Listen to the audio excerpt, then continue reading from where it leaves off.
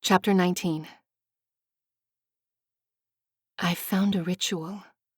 It's an old one, mind you, but... Alice stopped herself and locked eyes with Anova.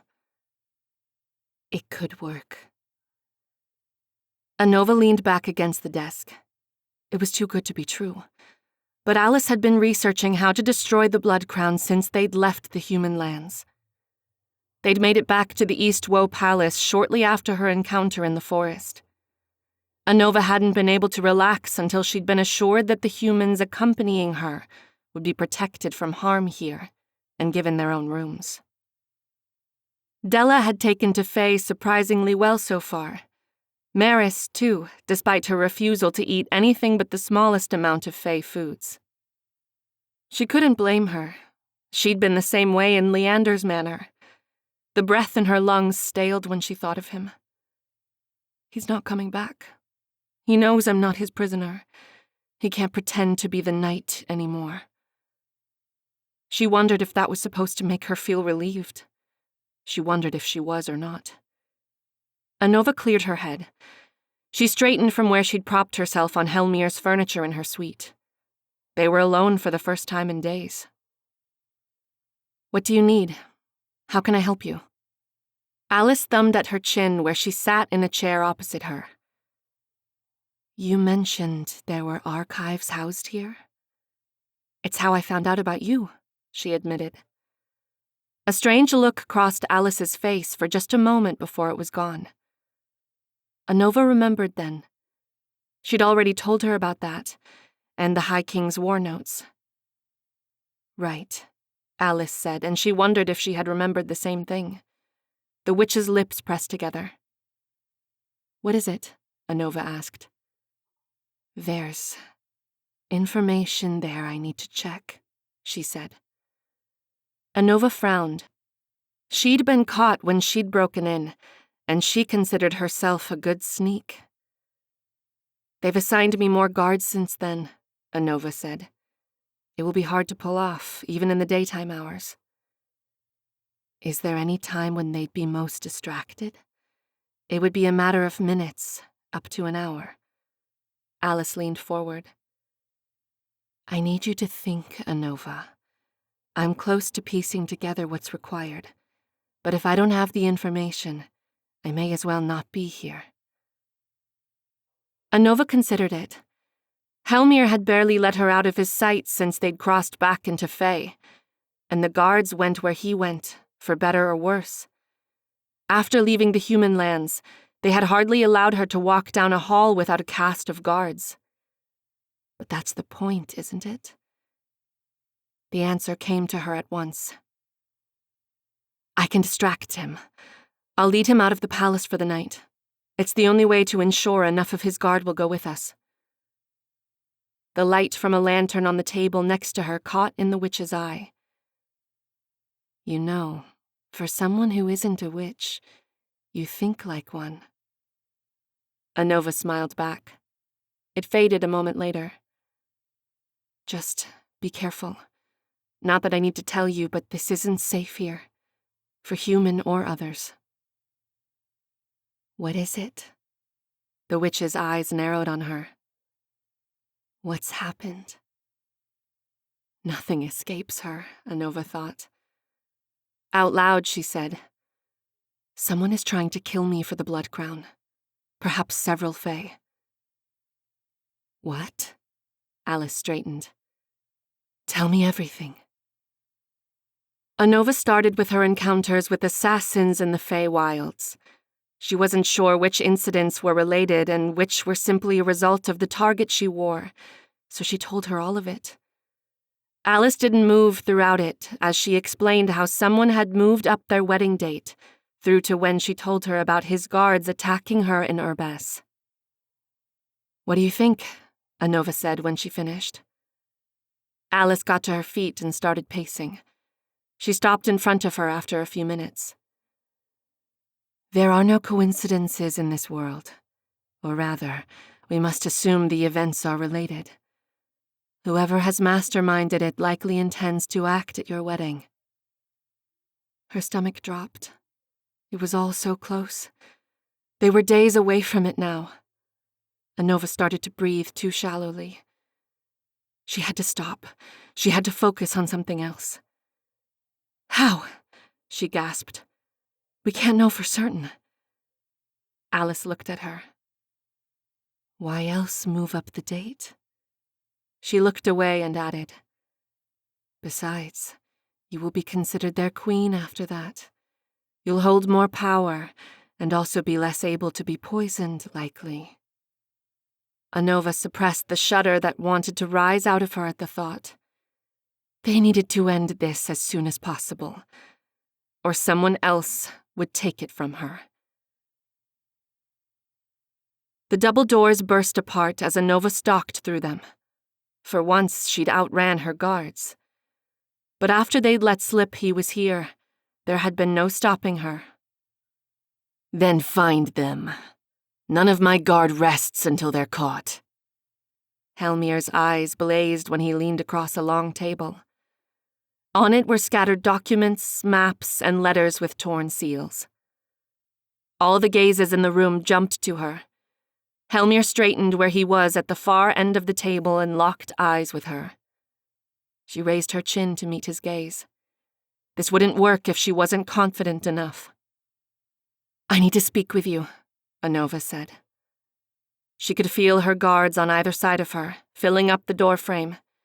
She could sense their desire to take her out of the room by force, but she refused to look at them. Without taking his eyes from her, he said, Everyone else, out. Her guards departed after his Fae advisors and his King's Guard. Their gazes were the last to leave. Anova came to the table, her arms crossed at her chest. His eyes hadn't left her. For her own sake, this had to work. She swallowed.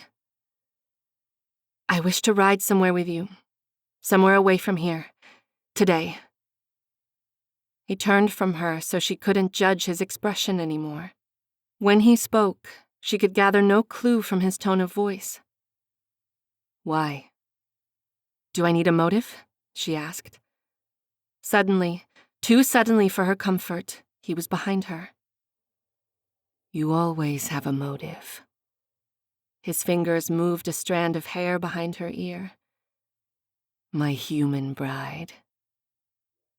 She couldn't help the shiver that she gave at his touch. Even so, she kept her eyes forward and her arms crossed. Is that a no? His fingers left her skin, and he moved to one of the wide windows in the room. As he leaned over it, he said, Meet me at the gate in half an hour. I'll send servants to saddle your horse. He glanced back at her, too quickly for her to catch what he was thinking. Wear something a queen would wear. Anova's brow furrowed. During that half hour, she hadn't stopped picking apart what he could have meant by his parting comment. She hadn't thought the clothes she'd been wearing had been all that bad, but she'd given up and changed into something else anyway. She wore a silver dress that clung to her skin and glimmered with tiny gems sewn into the skirts like a shower of stars. She'd never seen a queen with her own eyes, but she imagined that one might wear something like this. It was one of the dozens of dresses that filled her suite. She probably wouldn't be able to touch all of them before she was done here. But when she saw him, she felt sorely overdressed. He wore simple riding pants and a white shirt that was unbuttoned to the middle of his chest. She resisted rolling her eyes. Vain creatures. He looked like a scout, not a king. When the Fae guards led her to the front of the palace near the gate, her lips parted. His entire court was before them. He'd waited for her on his steed. Next to him, hers waited, adorned with shimmering gold reins. What's going on? Red crawled up her throat. She itched to pull out her sword. When he caught her eye, he mouthed to her, Follow my lead. He moved before them. The full moon is days away. Her stomach lurched at the reminder. Too soon. He continued. But you will not gain a queen that night." Hellmyr paused, and the murmurs stopped almost as fast as they'd started. She stared at him.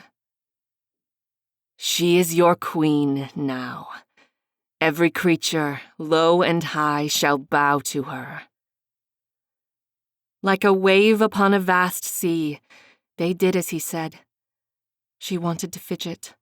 She wanted to look away. But a horde of people bowing to you isn't something to look away from. Hellmyr dismounted from his horse and lowered his head towards the ground. Something caught in her throat. This was insanity. Likely, never before had Fae bowed to a human. She felt as if she were about to slide to the ground with them. Anova realized with a jolt that no one was moving because she hadn't yet told them they could. When she spoke, her voice was hoarse at first. "I release you. All of you." They rose, their eyes still on her. Suddenly, Hellmyr was beside her. "Are you ready, my bride?" "I thought this was my idea," Anova said. She still felt a little dizzy from what had happened. This was why he said that. "I took the liberty of choosing a destination for us." Hellmyr put his mouth against her ear and spoke softly. "If I've overstepped your authority, my queen, there can be punishments later." Her neck grew hot. His court was still staring at them, most likely awaiting a more formal command about what to do next. He ignored them completely. "No, it's fine," she said in a voice that barely came out. Damned Fae. They were all masters of this, apparently. When they rode out, a company of guards flanked them on either side. Undoubtedly, it was an excessive show, but the more that she could get away from the palace, the better. Her horse was a well-cared-for steed who seemed as at ease among the forests of Eastwoe as he had before Hellmyr's court. Anova followed closely behind Hellmyr, though there was little chance of losing him. Strapped to his horse were several lanterns filled with glowing beetles. She furrowed her brow at the sight. Where were they going? Not knowing didn't sit well with her. "You're doing this for Alice, to allow her time to investigate the archives for the answers you need." As the forests blurred past them, Anova thought she saw the will-o'-wisps flicker in and out of existence that supposedly haunted this part of Fae. She pulled herself closer to her horse. The moonlight was too strong here to be careless. Soon, Hellmyr signaled for them to slow, but she couldn't see what was so special about this part of the woods. That was, until she moved past the last of the moss-soaked trees and saw the enclosure ahead of them. The breath in her lungs stilled. Before her was perhaps the clearest water she'd ever seen. In its center was the nearly full moon, an orb of white in the center of the crystalline lake. Honeysuckle laced the air, making it heavy as she breathed it in. "It's beautiful," she said. There was no other word for it.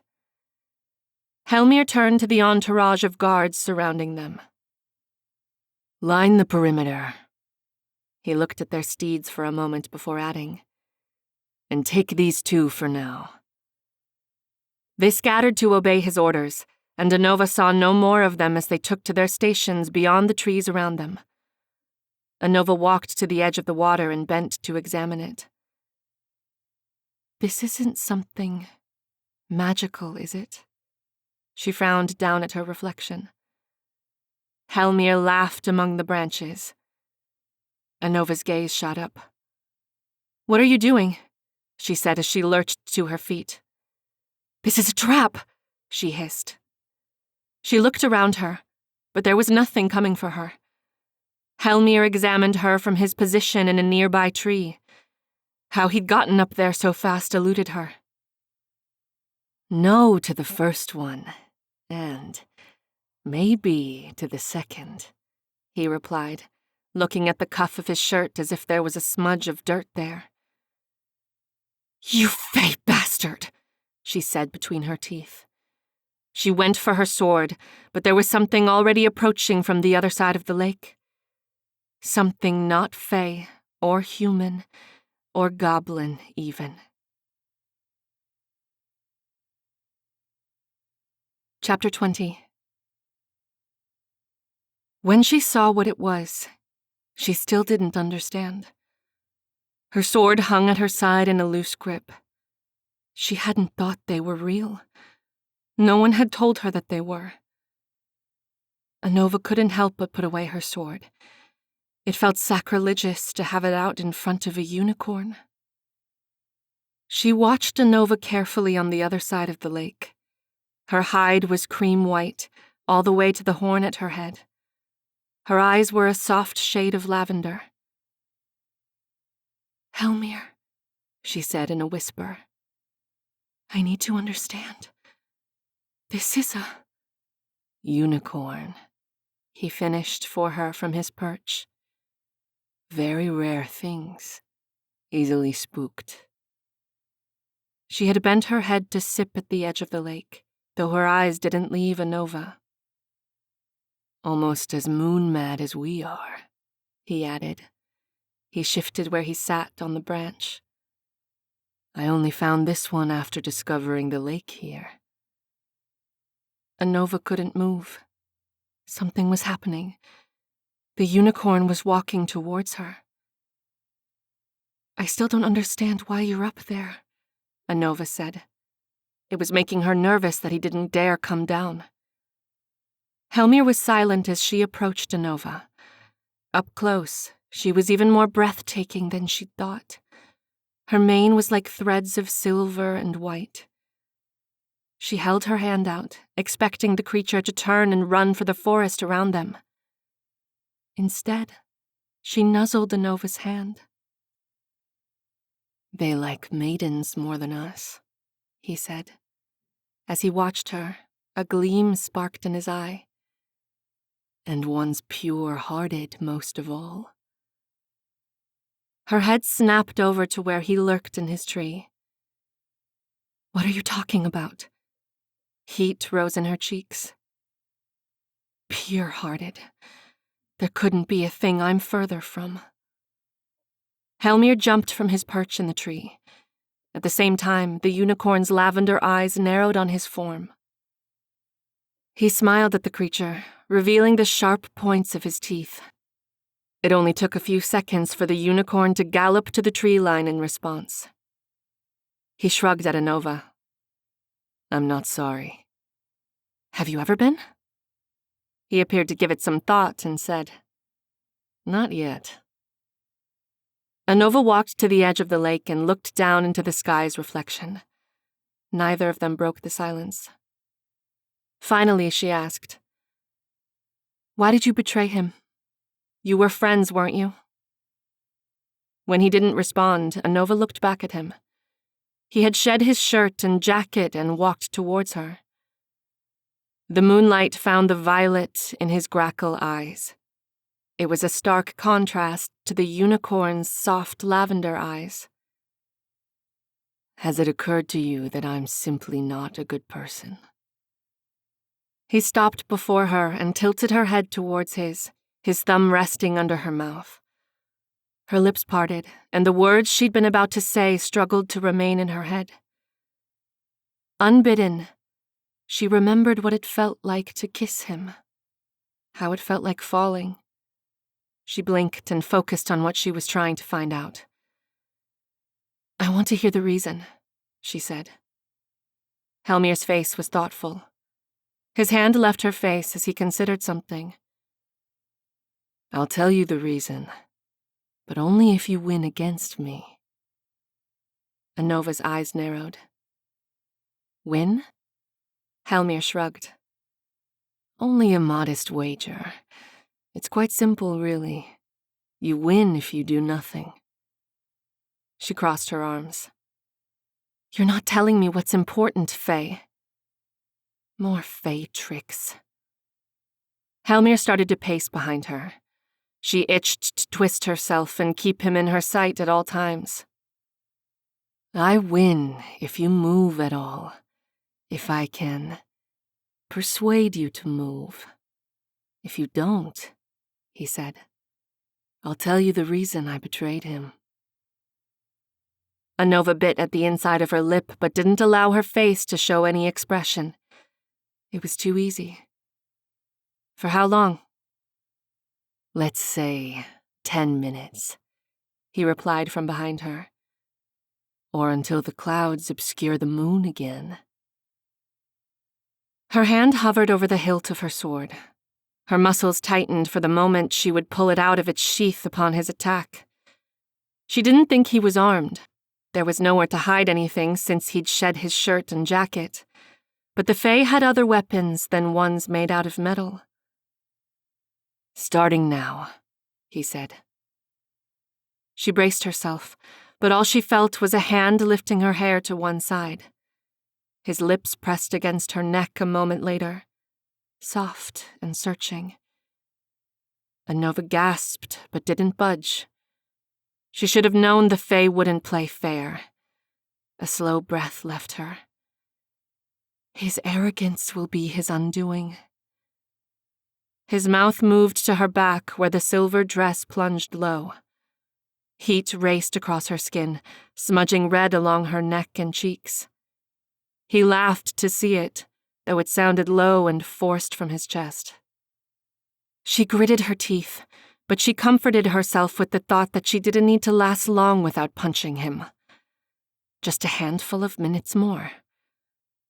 His mouth traveled up again, and this time, his hands pulled her head to the side where his thumb brushed against her bottom lip. Why are you here, Anova? His voice was low as he said her name. What do you want? His question didn't sit well with her. She didn't know why until she realized it was the same one that Leander had asked her. She barely moved as she spoke. This isn't about me. Hellmyr's thumb found the edge of her mouth. His lashes brushed against his cheeks as he looked down at her. What if I want it to be? What if I think I can make you tell me what I want to know? His other hand went to her throat, and her pulse tapped against his touch. He added, What if I can make you tell me the truth? He's going to tell when I'm lying by using my heartbeat. Anova's mouth popped open. You cheat. This is why your unicorn friend doesn't like me, he whispered in her ear. I don't play fair. He adjusted his thumb where it pressed against her pulse. Now, are you here to unseat me, to bathe in my blood? No. Her eyes swept away. Though the night is early yet. Perhaps this will be easier than I thought. Perhaps you're a pathological liar, he mused. His mouth found her ear again, and his other hand traced her hips. Do you like this? Heat spread through her at the proximity of his touch. She remembered at the last second not to move. There were too many pieces to the game they were playing. No, she ground out. She could feel how her heartbeat had sped up, so there was little chance he hadn't felt and heard it. Liar, he whispered into her ear. He sounded like he was smiling. You're wasting your minutes, she reminded him. This is not a waste of either of our time, he said, though he pulled his hand away from her lower half. Though it's a shame, I do love a murderess. Sorry to disappoint. She hoped she didn't sound sorry at all. One of Hellmyr's eyebrows arched. Are you trying to steal something from me? Or from the palace? No, she said. Not this time, she considered. Out loud, she added, "This won't work how you hope it will." "We'll see about that, darling," he murmured against her skin. He was kissing her neck again. Hellmyr waited for her heartbeat to calm down again before he asked another question. With his other hand, he examined a lock of her hair.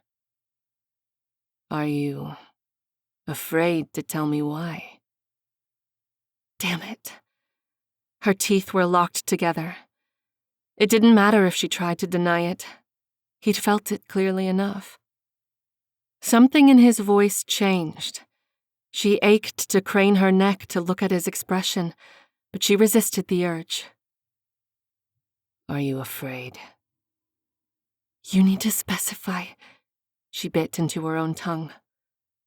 Calm down. It's not like you're going to die tonight, or tomorrow." But her heart rate had raced ahead of her to betray her. "That's not fair," she said. "This isn't going to tell you anything." She bit into her tongue again. Anova knew how much she was contradicting herself, but she needed to speak of something else now. "It's about the crown," he guessed. She felt dizzy. There was no time to stop and think about it. It was easy to do. Too easy. Anova twisted herself in his grasp and kissed him. Once more, she felt like she was falling into darkness. The heat that had been building in her belly spread through her like fire. It was only a moment later that he kissed her back. His hands curled around her, one around her neck and the other at her waist. "Anova," he said between kisses. Hearing him say her name did strange, embarrassing things to her heart. She knew he was trying to say something more, perhaps something about the cursed thing on her head, but she didn't want that.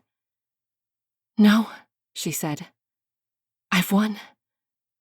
She knew it was childish, but she needed this not to be a surrender.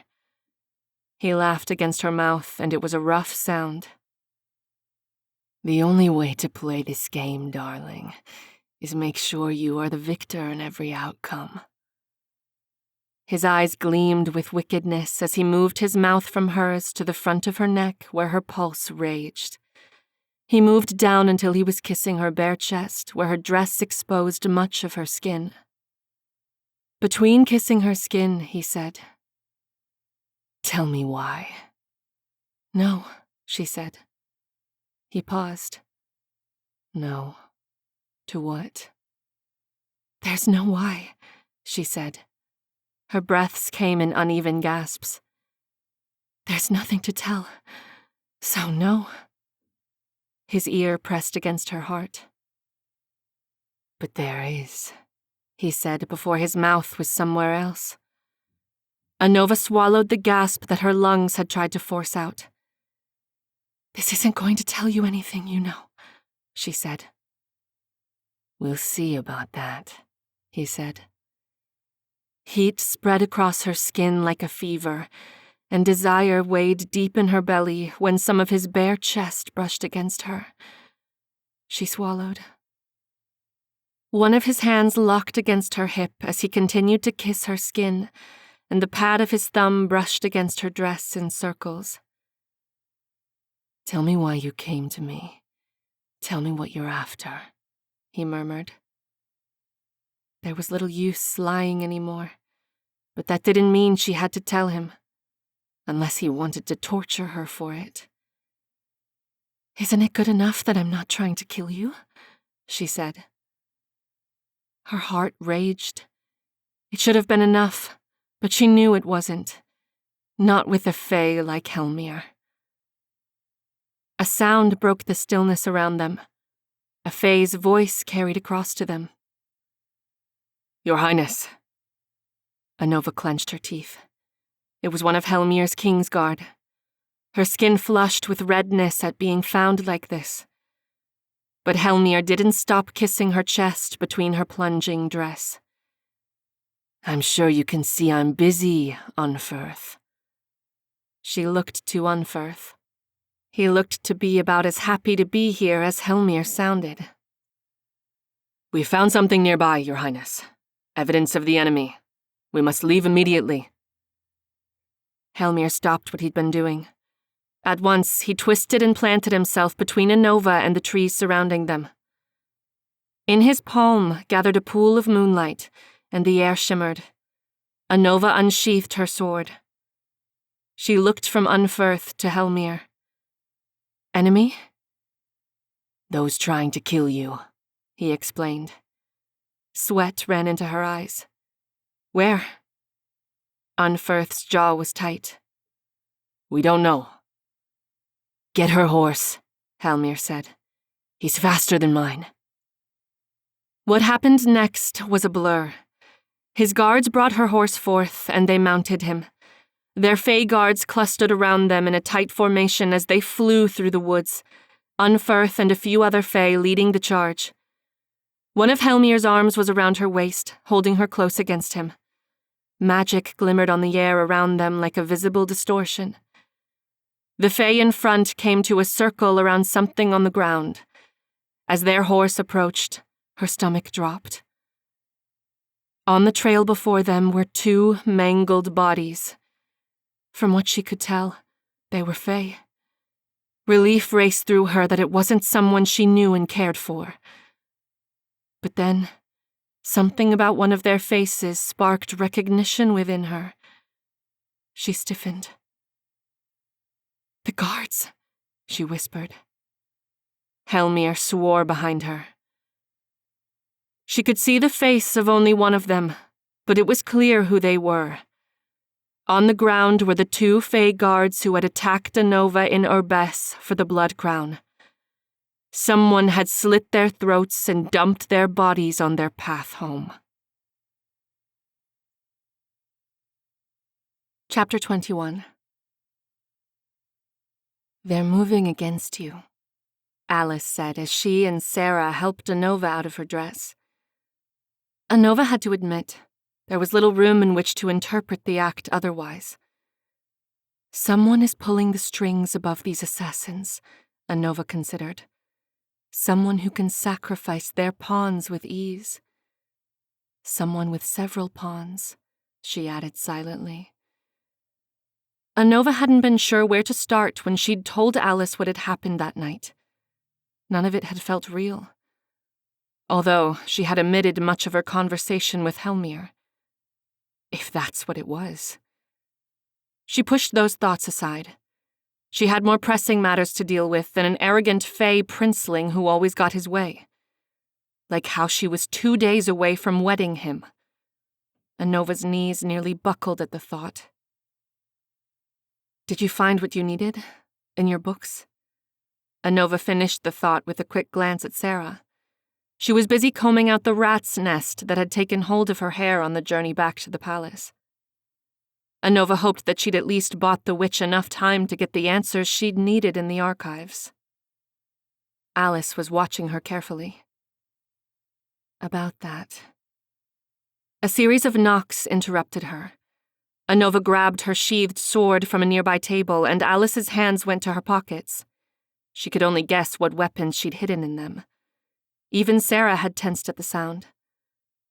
With a nod to Anova, Sarah opened the door to reveal the Fae guard, Unferth. He closed the door after him, and after seeming to assure himself that there were no hidden assassins in the rafters, he spoke. "His Majesty would like to inform you he will be leaving shortly, my lady." Anova came to her feet. "Leaving where?" Unferth's lips pressed tight together. He looked pointedly at the humans beside her. Anova gnashed her teeth together. "Oh, come on! Do you really think them assassins?" she said. She took a step towards the guard. "I trust them more than anyone else here." He narrowed his eyes on her when he spoke. "A training grounds in Westvold for his guards. He's launching a hunt on the Fae behind your attack." Anova exhaled. It was almost unnerving to see a Fae so concerned about someone besides himself. Then again, An attack on his bride must be an affront to his massive pride. She resisted rolling her eyes. Anova realized how far away that was. How long will he be gone? Until the night of the full moon. Our wedding. Anova sank into the nearest chair. She realized that Unferth must have been commanded to do as she'd said because he was still standing in the corner of her suite. "You may leave," she mumbled, and he did. "I'm out of time. I'm out of time already." Afterwards, Sarah excused herself to her room. Anova was still staring into nothingness when Alice grabbed her hands. She hadn't realized they'd been shaking. The witch pulled a small vial of clear liquid out of a pocket on the inside of her shirt. She passed it to Anova, who shoved the glass against her thigh to keep it from shaking with the rest of her. "Drink it. You'll feel better." Anova did as she was told. She expected the tonic to burn her throat as most medicine did, but it didn't. In fact, it reminded her of the earthiness of the human lands. "It's good." She blinked and focused on her breathing. "I found the rest of the ritual." She nearly broke the thin glass in her hands to shards. Hope was greedy and unforgiving. She couldn't let it take too much of her. "Is it something we can prepare in 2 days?" she said in a tight voice. "I think so." Alice stared at the door that Unferth had taken back to the halls of the palace. After a moment of silence, she added, "But we're probably going to need him." In her bones, she knew there could have been no other fae that she was referring to besides the arrogant fae princeling. "Likely?" Anova repeated. "Is there another way? Any other one?" Alice looked away from her. "What is it?" Even without her consent, hope had started to root inside her. Anova swallowed it down. Alice shook her head. "It's not that. It's..." She looked at her straight. "I have almost everything the ritual to undo the crown will require, but you'll need to contribute something specifically." She paused before adding, "The blood of a fae you love, and the blood of a fae who loves you." Anova didn't speak. She couldn't seem to form the words. Love? It was a ludicrous word to begin with. That her fate should be tied to such a thing was unthinkable. After a moment, she managed to say it. "Why?" The crown was made from the merging of fae and human magic, and from a magic entirely something else. Hate. It will need something like its opposite to break it. "Your weapons." Anova couldn't believe it. Her teeth clenched together. She stood outside the Fae King's chambers facing one of his guards. Her eyes were a pure blue that dazzled her if she looked into them too long. She avoided doing so. Her anger might dissolve if she fell under the Fae's spell of beauty. "My weapons are here to protect me," she said. Hellmyr would agree. Her eyes narrowed on Anova. "They're his orders, my lady. Anyone entering his chambers during day hours must forfeit weaponry." "I'm not the danger here," she said through her teeth. But she did as the guard said and clicked her sheathed sword from her belt. The guard was still staring at her. She didn't have to say anything more. Anova swore under her breath and removed her hidden dagger from where she'd shoved it inside her dress's bodice. "That's it," she said. "Or did he order you to check?" Her heart hammered inside her ribs. She'd held on to the hope that she could bleed him before he left for Westvold. She swallowed dryly. There was only one path left to her now. As the Fae guard moved aside for her, Anova's head still buzzed with what Alice had said. "The blood of a Fae you love, and the blood of a Fae who loves you." Did she love him? Did he love her? Her stomach felt sick. She was going to die because she hated him. And not just him. Quite possibly all of them. Inside his suite, dawn light filtered through the glass of his balcony doors. When she saw him, her eyes flew to the ceiling at once. Anova itched to bleed him now. Without looking at him directly, she searched the room for a needle, a knife, anything with a sharp edge. Or even things without a sharp edge.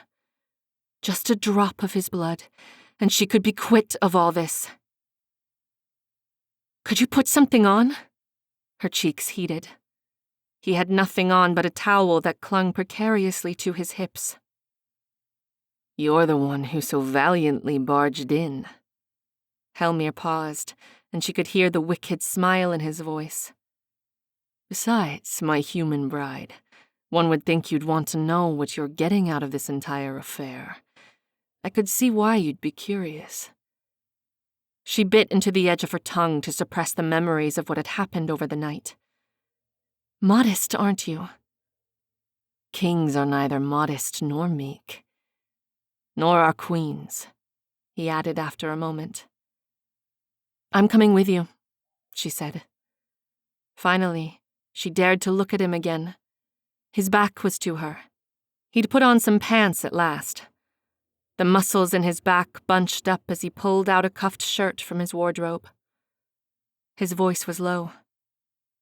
You will stay here. I'm not. Or was that an order, Your Majesty? Her heart was too loud, and she knew it. She needed this to work. Too much hung in the balance, then was fair. Her life and death. The destruction of the Blood Crown.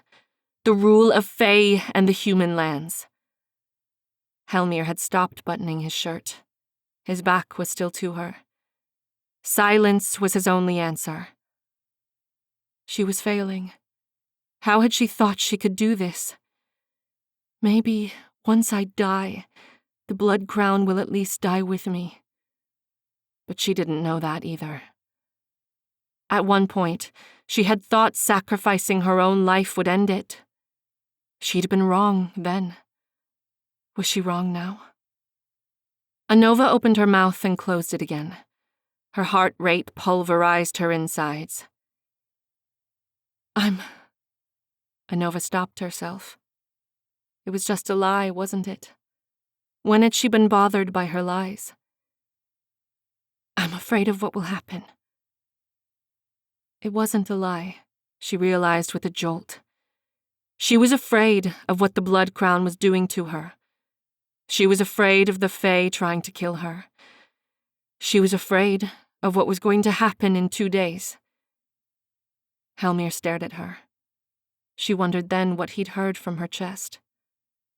At once, he was before her.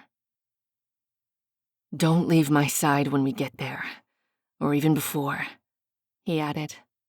His expression was tight, and when he spoke, she saw the sharp edges of his teeth. The camp where we're going will be dangerous. About that, she said. Unferth mentioned a training grounds.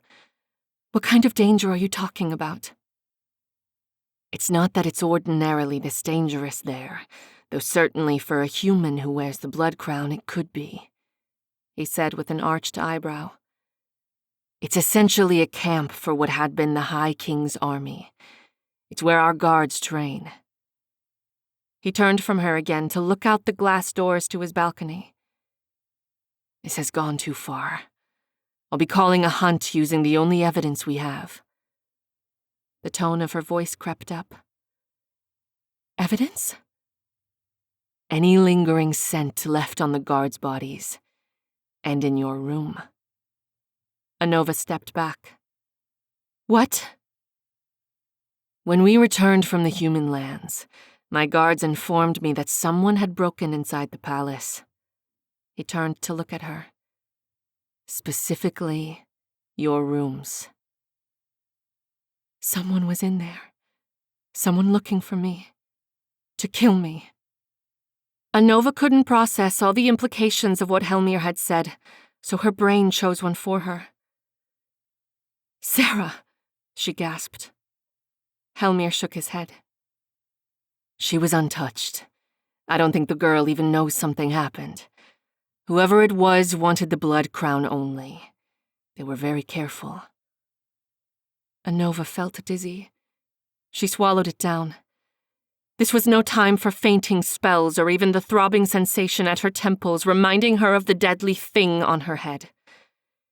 Something else occurred to her. Hellmyr's words repeated inside her head. Whoever it was wanted the blood crown only. Lycasta's voice joined his. Leave the crown. You don't intend to use it, do you? Then let us find a way to destroy it. He was following me from the moment we re-entered Fae, she recalled. She faced the very real possibility that it had been Leander who had broken inside her rooms, and that Hellmyr was about to set his entire army on him. Chapter 22. Anova rose as she saw the sun's rays peek underneath the sides of the tent. This evening, they were to arrive at the camp and start the hunt. This was the first time Hellmyr had slept during their trip to Westwald. She was nearly out of time. Before she could pass into Hellmyr's part of their tent to check that he'd truly started sleeping, she heard raised voices. Her heart lodged in her throat. Any noise too loud could wake him. And there might not be another chance after today.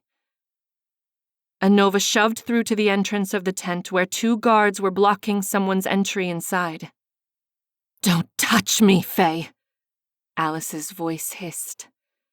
The Fae she was talking to sneered back at her. "All who enter His Majesty's quarters will be searched for weapons and accompanied at all times. That includes you." Anova pushed herself between them. A fight wasn't what they needed now. "She's with me," she said to the guards. "I will be responsible for her." The Fae's jaw ticked with repressed words, but he stepped aside for Alice. Anova didn't breathe again until they were both inside the tents that she shared with the Fae King. Anova barely made a sound when she spoke. The Fae had better hearing than humans did, and they couldn't forget that. "Did you bring it?" she whispered to the witch. Instead of verbally responding, Alice pulled 2 glass vials out of her pockets. One was empty, and the other was filled with a cream-like liquid. Anova led them through Hellmyr's tents until they entered the room where he slept. Upon seeing him, she froze. He seemed too still to be asleep. His lips that normally smirked were parted slightly, and a slow breath filled and left him. Anova moved again.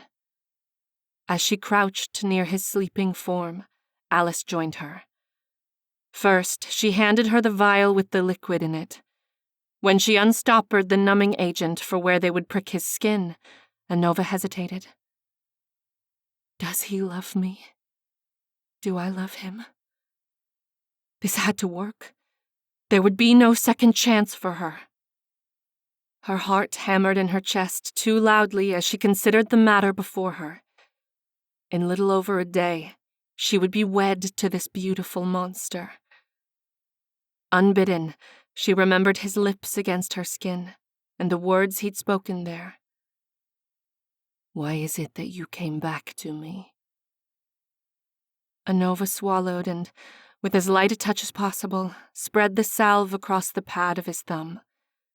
Hellmyr didn't seem to notice as breath filled his chest in a slow rise.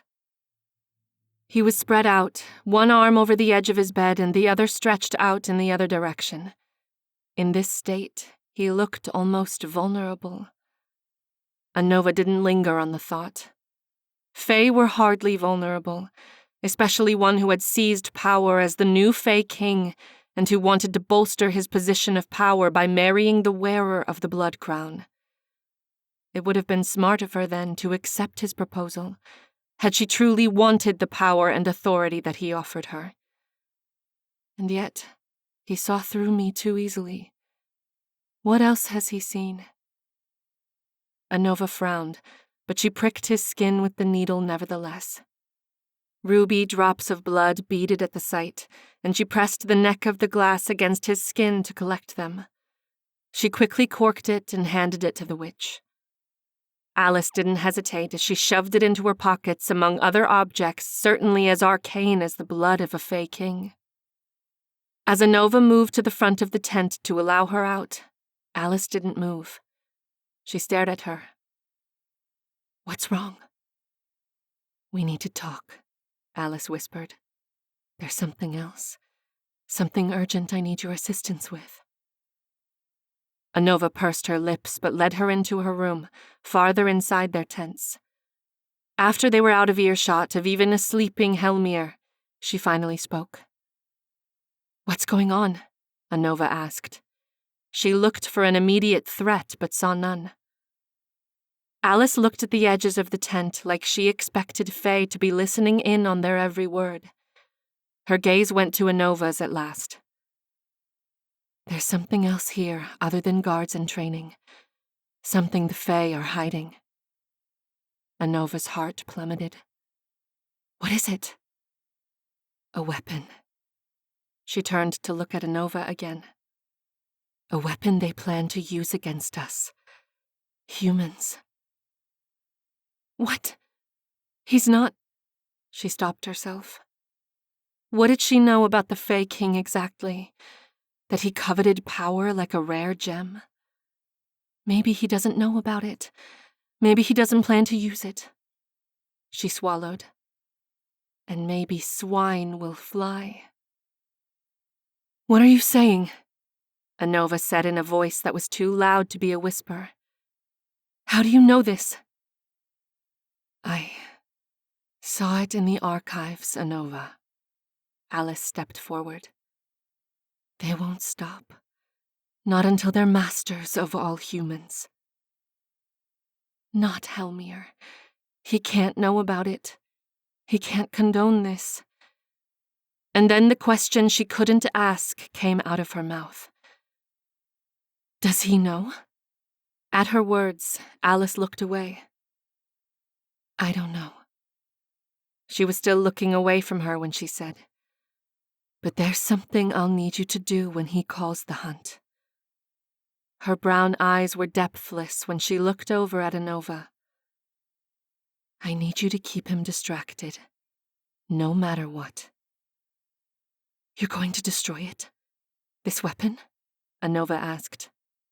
Alice nodded once. Her stomach bubbled with nausea. She couldn't believe the Fae were keeping such a thing here. She couldn't afford not to believe it. Anova remembered Hellmyr's words from many nights ago. "Unless, of course, you wish to invade and start your reign over those lands as well." "What does it look like?" Anova lunged forward to catch Alice's gaze. "What does it do?" She needed as much information as possible about this new threat. "I don't know what it looks like besides that it's another Fae artifact," Alice said simply. "They must have made it in secret in an attempt to match the power of the Blood Crown." Her stomach dropped. Another all-powerful Fae artifact. "Is it?" she ground out. "Is it as bad?" Alice pressed her lips together. "It will target humans specifically. In that sense, perhaps it is more dangerous than the artifact you wear." Anova felt ill. She sat into a plush chair that some poor servant must have dragged there. "We have to destroy it," she said in barely a breath. "Does he know?" "It doesn't matter if he knows or not," another part of her argued. "It exists." Another thought occurred to her. She jerked to her feet. "It will be dangerous for you to leave the protection of his guards. Every one of his trained Fae soldiers will be hunting for someone who smells even slightly of me. Alice." "No." She stepped away from her. "I will do this myself." Her facial expression calmed after a second. She gave Anova a small, sheepish smile. Have you no faith in me? Fooling them is my best talent. Anova returned her smile even if she felt like doing the opposite. That was, running from the Fey King's tent until she found somewhere entirely absent of guards, magic artifacts, moonlight, and anything with pointed ears. Anova breathed. Forgive me, she said with a smirk. I promised myself many nights ago never to underestimate you again. Alice's eyes gleamed. She saw the witch whose trap she'd unwittingly walked into that night. And you'd be wise to live by it. Dusk had draped the land of the Westwald in hues of blue and purple. All atop horses, Anova, Hellmyr, Lotharia, and a small army of guards around them stood at the hill overlooking the camp below. From this eagle's eye view, she was starting to understand Alice's conviction of there being something hidden here. She'd expected more tents strung together by poles and canvas clothes like the ones they'd traveled here with. A smithy, perhaps. A grounds for training with blades. What faced them below was an expanse of buildings, several training fields, more than one smithy from the looks of it. This wasn't a training camp. It was more like a compound. It was the kind of sight that she was sure the former High King would have feared if it hadn't been used to train his personal guard. What remained of the Fey King's armies had gathered below. Anova tried to estimate how many hundreds there were and soon gave up. It was more than any forces the humans had. Her thoughts went to Alice, and her eyes flickered to the edges of the compound, but she saw no sign of her yet. Good. Just let her not be hurt in the hunt. It wouldn't be long now. The moonrise was about to come. Atop his steed, Hellmyr came forward. His grackle eyes were like dark pits, and shadows fell across his face in the dusk gloom. A cloak of bird feathers fell across his shoulders. He looked every part like a moon-mad Fey king. Anova suppressed a shiver. Hellmyr nodded to one of his generals near the base of the hill. The Fey stepped forward and started to distribute something among their audience. She realized a moment later what it was. It was clothing that the dead Fey guards had been wearing, and pieces of her clothing that she'd left in her room after they'd departed for the human lands. Soldiers, generals, Fey in training, and all those who serve me. His voice rang out over the space. It was tightly controlled, yet she could hear the fury he held back. You will find the commonality between these scents. The party responsible for these attacks will be put to death immediately. Tonight, your moon madness will be sated with one of our most revered traditions. The edges of Hellmyr's mouth rose and his teeth were exposed, but it was anything but a smile. Tonight, I call a blood hunt. Anova's hair stood on end, and she looked to the east. Just beyond the tops of the trees, a band of white light had pierced the dusk gloom. The moon had risen. The hunt was on. Chapter 23. Just as Hellmyr snapped his fingers and the air around them shimmered silver gray, the Fey in the valley below them began their frenzy. Some pulled weapons out of their sheaths or straps, but many relied on claws or teeth.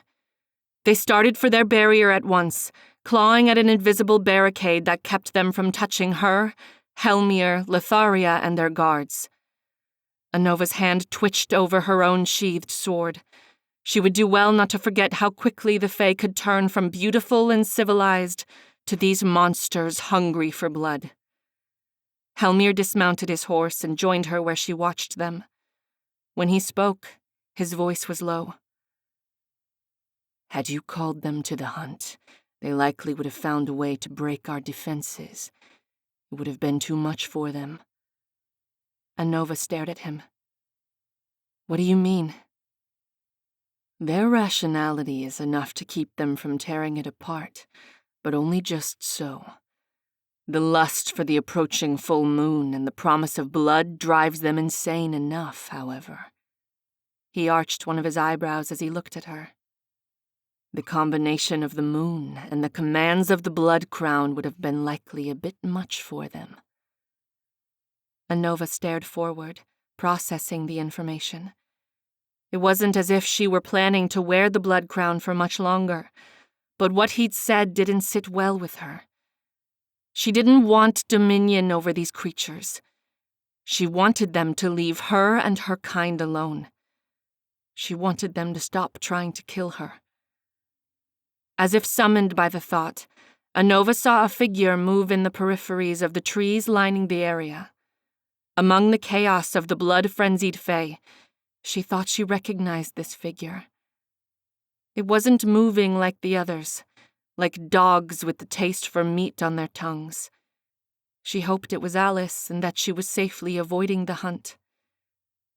Keep him distracted. As she stared out over the scattering Fae, she started to realize something.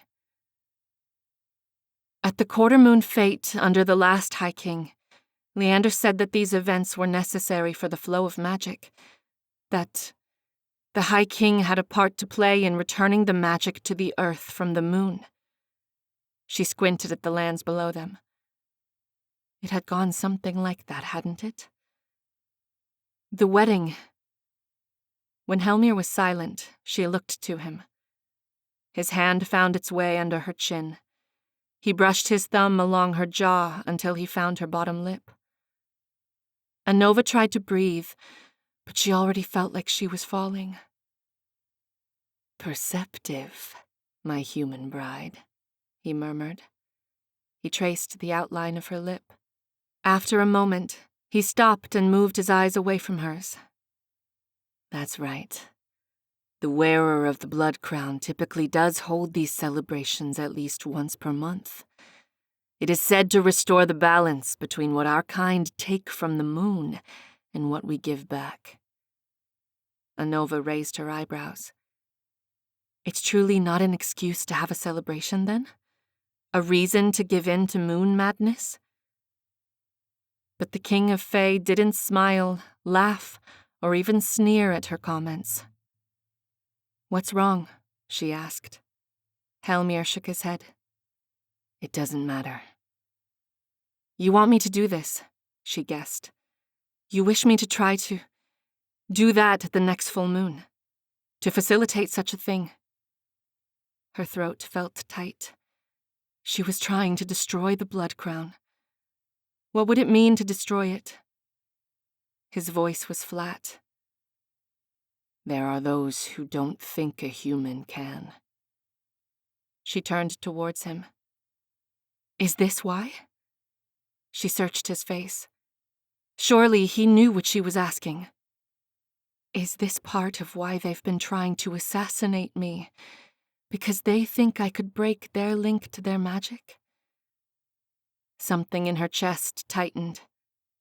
She almost didn't blame them for it. "With any luck, we'll have answers by the end of the night," he murmured. Her stomach flopped. He was supporting her at risk of alienating his people. He can't know about the weapon, she decided. Hellmyr had been watching her face. "What is it?" he asked with narrowed eyes. Where Anova stared out over the land stretching before them, she saw a plume of smoke rise and twist into the dark sky. "Alice, what's going on?" "Distract him," a voice in her bade. "Tell him," something else said. There was little other explanation. Somehow, this Fae seemed to care deeply for her. This power-hungry, manipulative Fae. A Fae who loves you, Around her, her world was collapsing. Hellmyr had followed her gaze to see that one of the forges for his training headquarters had caught fire. His guard had clustered around him as he barked orders. They were to douse the fire. They were to find who started it and drag them to him. Anova came to his ear. He stilled. His guards scattered to carry out their lord's will. "I've heard them speaking of a weapon," she breathed. "One that can destroy humans. One designed only to do that." Her heart throbbed in her chest. If it was a half-truth, could he tell that? He pulled away to look at her. "There is no such thing." "What if they were hiding it from you?" she swallowed. "Because they knew you'd side with me." Anova stepped closer to him. They were almost touching. "There is a cell of resistance already, isn't there?" she guessed. "Or rumors of one?" For a protracted moment, he stared at her. "There is no such weapon in Fae." He turned then, and he sent more guards to extinguish the flames that were spreading. Beyond the barrier, the blood-crazed Fae had been unleashed on the surrounding lands. Flashes of light pierced the darkness. They were looking for the one who had orchestrated the attacks on her life. But what if there was more to it than merely seizing the power of the crown? What if they're hunting Leander? There is no such weapon in Fae. The seconds were slipping out of her fist. What was really going on? Who was telling the truth? What could she not afford to believe? Distract him. When all eyes were on the valley below them, Anova slipped to the edge where Hellmyr's barrier protected them all from the Fae participating in the blood hunt. If she couldn't convince him, she would have to force him to believe her. Sweat beaded at her forehead, and a painful flicker started in the back of her head in anticipation. What if I pass out? What if I hurt myself? Her eyes went to the Fae watching the bedlam below. What if I hurt others? Anova closed her eyes. She just needed a sliver of magic to do this. She knew so. All she needed was to slip past his barrier for a second, to create a hole only big enough to let her through, and only for a few seconds. Somewhere in the recesses of her mind came a primal scream. She opened her eyes, and her chest heaved to see a glimmer of angry white light appear in the barrier before her. Anova couldn't look back now. She needed to do something. As she ran through the white shimmer, her body felt like it was vibrating, her lungs filled with joy. She was flying. Somehow, she was flying. The world was blurring past her. The exultation that filled her left her just as quickly. With an impact that was hard enough to break bones, she slammed into earth. Anova opened her eyes and tried to lift her head. Before she could, overwhelming pain bolted through her cranium. Her hands pressed against her forehead, and her teeth grinded into each other. It felt as if her head were coming apart. Heat brushed against her cheek. Anova opened her eyes again and shoved her body to the side. A streak of searing light struck the ground where she'd been seconds before. A Fae with fangs extending past his lips emerged from the shadows cast by the trees around her. His hair was wild, and his eyes were wilder as he beheld her. White magic grew in his palms. "You," he sniffed the air. "You smell like prey. You'll be in my clutches before night's end, little human." "I don't think so," she said between her teeth. The pain was making it hard to get words out. She came to her feet and found a blade still strapped to her waist. But a new pain erupted through her. It felt as if she'd broken something in her arm. His tongue ran over his teeth. "Give up. or run and give sport like the game you are." She drew a ragged breath. Even with a weapon, she could barely dodge the magic that he drew from his palms. That left one option. Anova ran faster than she could remember running before. Her head swam, but she pushed the feeling deep down inside her. All she had to know was which way was farthest away from that fae. A burst of fae magic fell the tree in the path before her, creaking before its full weight dropped against the ground. Anova darted to the side to avoid it, scraping her skin as she flew between brambles. But the longer she ran, the more she started to notice something. An acrid smell began to stuff her nostrils. Her breath came shorter as she breathed in the heavy air. Smoke. I'm going towards smoke. It must have spread. He's herding me towards the fire. Her hand went to the sheath that had been hitting her thigh at regular intervals. I could stand and fight. I could last. For several minutes at least. Her chest tightened. She was in no state to fight, but she was running out of options. Another thought occurred to her. She had a purpose here. Distract him. Lead him to you. Starting with the tree trunk before her, Anova shoved herself against the vegetation. Her teeth dug into her lip as her shoulder hit the wood. She brushed against bushes as she leapt through them. This will either lead the King of Fae to me, or the rest of his army. As Anova scraped her arm against a low branch, the pain demanded its price at last. She swallowed down the howl that wanted to escape her lips and fell against the ground in a heap. She felt him loom before her. The Fae made a sound against his teeth. Above his open palm, an arrow made of pure light hovered. Too easy. The black in his eyes grew like a cat's pupils, and he crouched to an angle.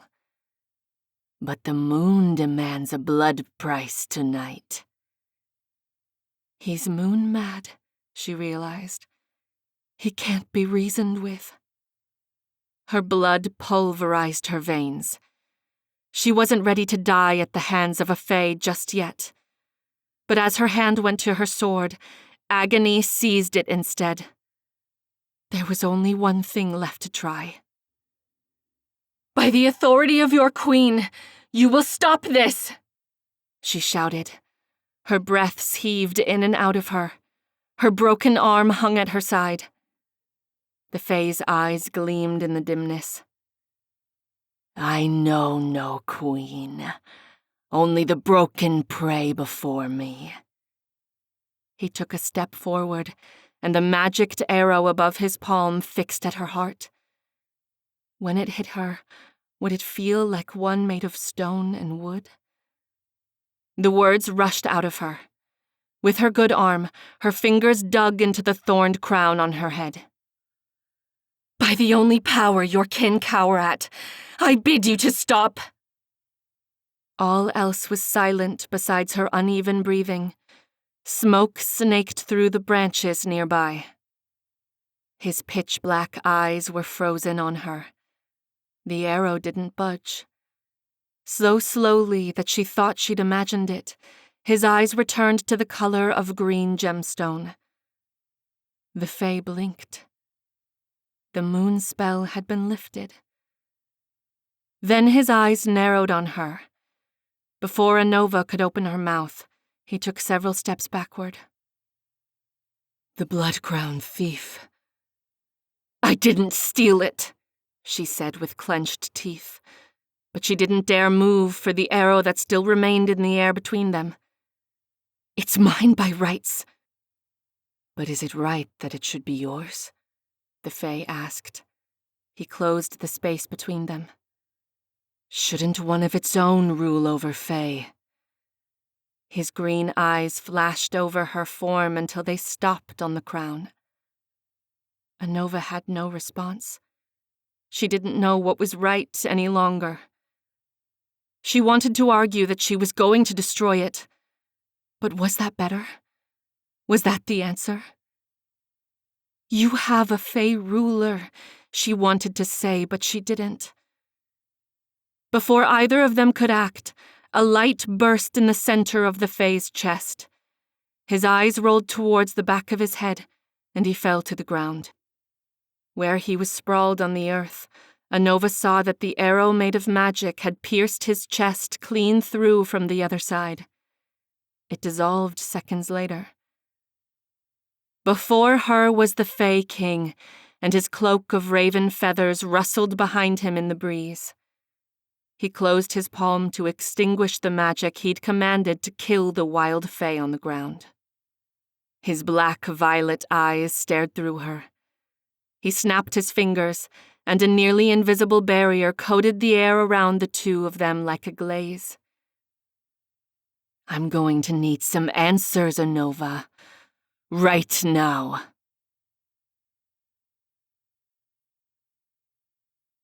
Chapter 24. What was she going to say to him? What could she say to him? Nothing was safe. Before her was the Fae who commanded the most power in their lands, the one who could set an army under the spell of a blood moon, the one who she might. She swallowed down the word. It was a pitiful, vulnerable thing. He looked ready to kill her, and the moon was high yet. I know, he said. His eyes were like a cat's in the night. I know this fire was your doing, my darling. Tell me the truth. I became aware of something in the archives, she said. For just a moment, his eyebrows flicked skywards. He must have found out from Lotharia that I snuck into the archives. Your anti-human weapon, she continued. Anova couldn't hear herself over her heart. I couldn't allow it to continue existing here. There is no such thing. His expression fell into shadow, controlled. Trust that I would have been aware of it, had it existed. But as he looked upon her face, his eyes flashed with some quick Fey emotion. It was gone before she could decipher it. Before she could divert him from discovering more of their plan, he guessed. The girl, that's who set the fire. Calm your heart. Calm. It was my idea, she said. Allow the calm to fill you. She'll be going back to where she came from, Hellmyr said. I don't like the look of that one. No, What could she say? The truth blurted out. I need her. Hellmyr had a strange look on his face. You what? Anova searched for the truth. What was the truth? She's a witch. She's working with me to destroy your most sacred yet destructive artifact. But what else was the truth? He was before her in a blur. His hand had tilted her chin up towards him. His voice was flat. Why? What is she doing here? Anova looked away. What was the truth? His thumb brushed the bottom of her lip. Tell me. Her voice was hoarse. He moved her head so that she couldn't look away from him. As she stared into his face, all other sensations fell from her like water from fish scales. The bitter smell of fire faded alongside the aching pains buried in her body. She couldn't remember why she was there. Somewhere, a glimmer sparked in the air and it reminded her of something. The memory fell away too, and she was left with only what was important. The voice. When he spoke, it was the most beautiful sound she'd ever heard. Anova, he murmured. It would make me happier than I can describe if you told me a few things. Anova nodded. She found she would do anything to keep that voice speaking, and she didn't want to talk over it. His lashes brushed against his cheek as he looked down at her. Tell me, who is the girl? Her mouth moved without thought to check it. She's a witch, the last one. Something changed in his expression. She couldn't focus on more than one thing, however. I wasn't supposed to say that. But the voice made of honey and sweet promises was speaking again. Why is she here, Anova? What is she trying to do? She could feel her heart struggle in her chest. There was a reason the voice was asking this. Her tongue was heavy, but it came out anyway. To destroy the crown. No. He's using magic on you. Good girl, he murmured. His thumb moved across her lower lip. Her heart rate picked up. He stared at her, watching something in her face. She wanted to obey the voice. She wanted to do its bidding more than she wanted anything else. He's using magic on you. Although its pull was still there, begging her to obey the voice at once, a new feeling surfaced within her. In her palm, her nails dug hard into her skin. How dare he? Her teeth bit into the edge of her tongue. Does he think me so easily made a fool? But then, wouldn't she have done the same at the first opportunity? Her heart rate slowed, though barely. Wouldn't I have done it sooner to him? She swallowed the bitterness on her tongue. The liar and the manipulator. They truly deserved each other. Why are you here? His lids lowered as his expression changed. You know what I ask. She breathed in deeply. His honeyed voice had stopped talking, and she needed to do anything to have it speak again. Whatever paltry words she had to give in exchange, it would be worth it just to hear it again. He's using magic on you. Her mouth dried. She felt dizzy. Find the witch magic inside the crown. Find it and use it. Break the glamour spell. His voice was low as he spoke again. I need to know, Anova. I need the truth. Why did you come back to me? Anova felt the moment she broke the truth spell. The bastard that was the pain came back first. The choking smell of ash, the aches buried inside her body. She was freed of truth-telling. Anova's thoughts circled her like a typhoon, pointing her to all the solutions and lies she could leverage. She would force him back where he'd been, tied like a ribbon around her finger. Or as much as he could, now that her fool mouth had said all that. But you have to act as if you're still under the truth spell. It would be no challenge for her, though. She could fake the doe-eyed damsel as well as she ever had. She was, even more than he, the faker. She would be the better manipulator, too. His voice broke the silence around them. He was frozen in the darkness, his expression indecipherable. His hand remained on the side of her face. Why are you afraid? A pause that felt as long as a lifetime stretched between his words. Anova, what happened to you? His question broke some small piece of her. It was so small that it was almost unnoticeable, like a piece of ice chipping from a frozen bough in midwinter. But it was enough. Hellmyr. It was perhaps the first time she'd said his name to his face. She breathed in a gasp. I have to destroy it. It's killing me. She swallowed and said out loud the final piece. I'm dying. No. His jaw flexed in an odd place. He pushed the hair from her eyes. "You're not." He was suddenly angry, angrier than he had any right to be. Anova bit down on the inside of her cheek. What did he care? He hadn't needed the crown tied to her life to claim his throne. What did it matter to him if she died?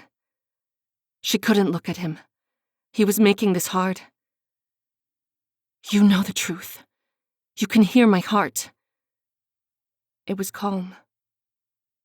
Too suddenly, his mouth was on hers and the world was lost to her. This time, she let the abyss swallow her whole. After all, there was relief in forgetting. Numbness, nothingness, if only temporarily. Chapter 25. The brush ran through her hair with more than a little resistance. Della made a noise behind her teeth as she took to detangling Anova's hair, a task that truly should have taken several people.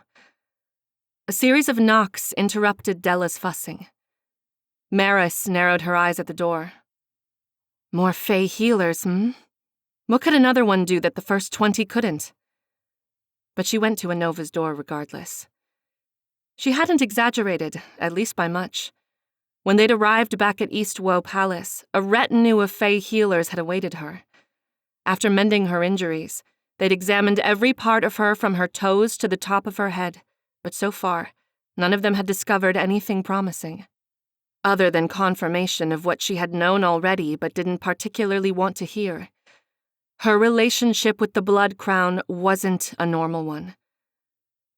Anova processed these things with what felt like an alarmingly low amount of interest. She felt as if she were watching these things happen to someone else. Her wedding to Hellmyr was tonight, as was the full moon. Alice was imprisoned inside the palace's dungeons. Officially, it was because of her crime of arson. Unofficially, it was for too many reasons to count. It was dawn, which meant she had half a day to figure something out. She wondered idly if she would be able to convince Hellmyr to support destroying the Blood Crown.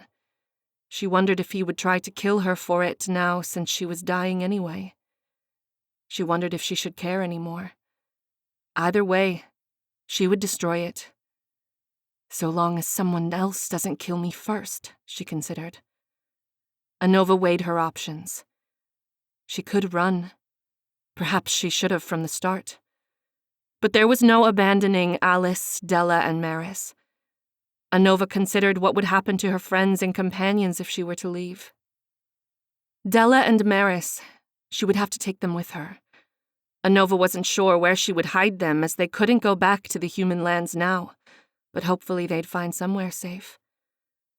But there was no chance of the Fae surrendering Alice now that they knew what she was.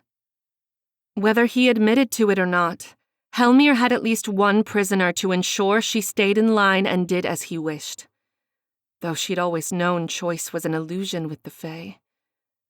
You do what they want, or you pay the price. She could accept her situation, marry Hellmyr and take her bride price of death. The Fae would get what they want, a king with as much legitimacy as was possible in a blood-crownless world. And she would get what she wanted, in a way. If my death destroys the succession of the Blood Crown, that is. Her morbid ruminations were interrupted by her visitor's voice. Anova's stomach twisted. It wasn't more Fae healers. The presence of the Fae King's bride is needed. Litharia's golden eyes stared from the doorway to her suite. Maris crossed her arms. What is it now? Gods bless her. If anyone could face off with the mother of the Fae King, it was Maris. Litharia's mouth twitched upward for the barest of smirks before it settled into a sneer. She looked at Anova.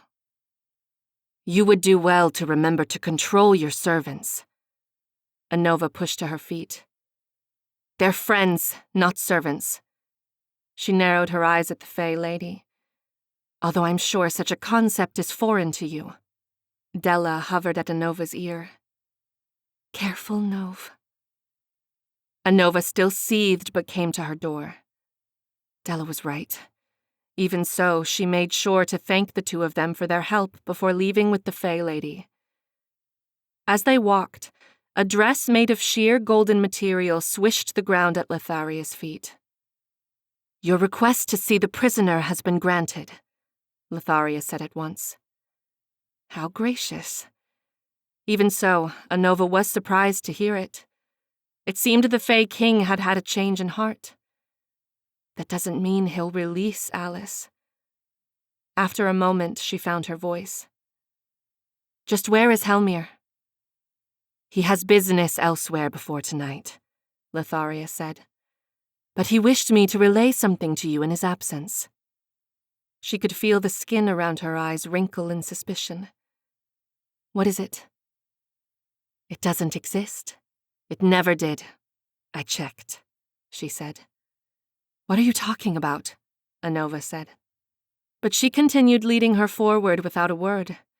She caught up to Lotharia again and said, What does that mean? I know he said more than that. That was the end of his message, said the Fae. Her voice was flat. I have nothing more to tell you about it. It doesn't exist. It never did. I checked. Anova only had to think on it for a moment to understand what the message was talking about. There is no such thing. Trust that I would have been aware of it had it existed. He tried to find the anti-human artifact.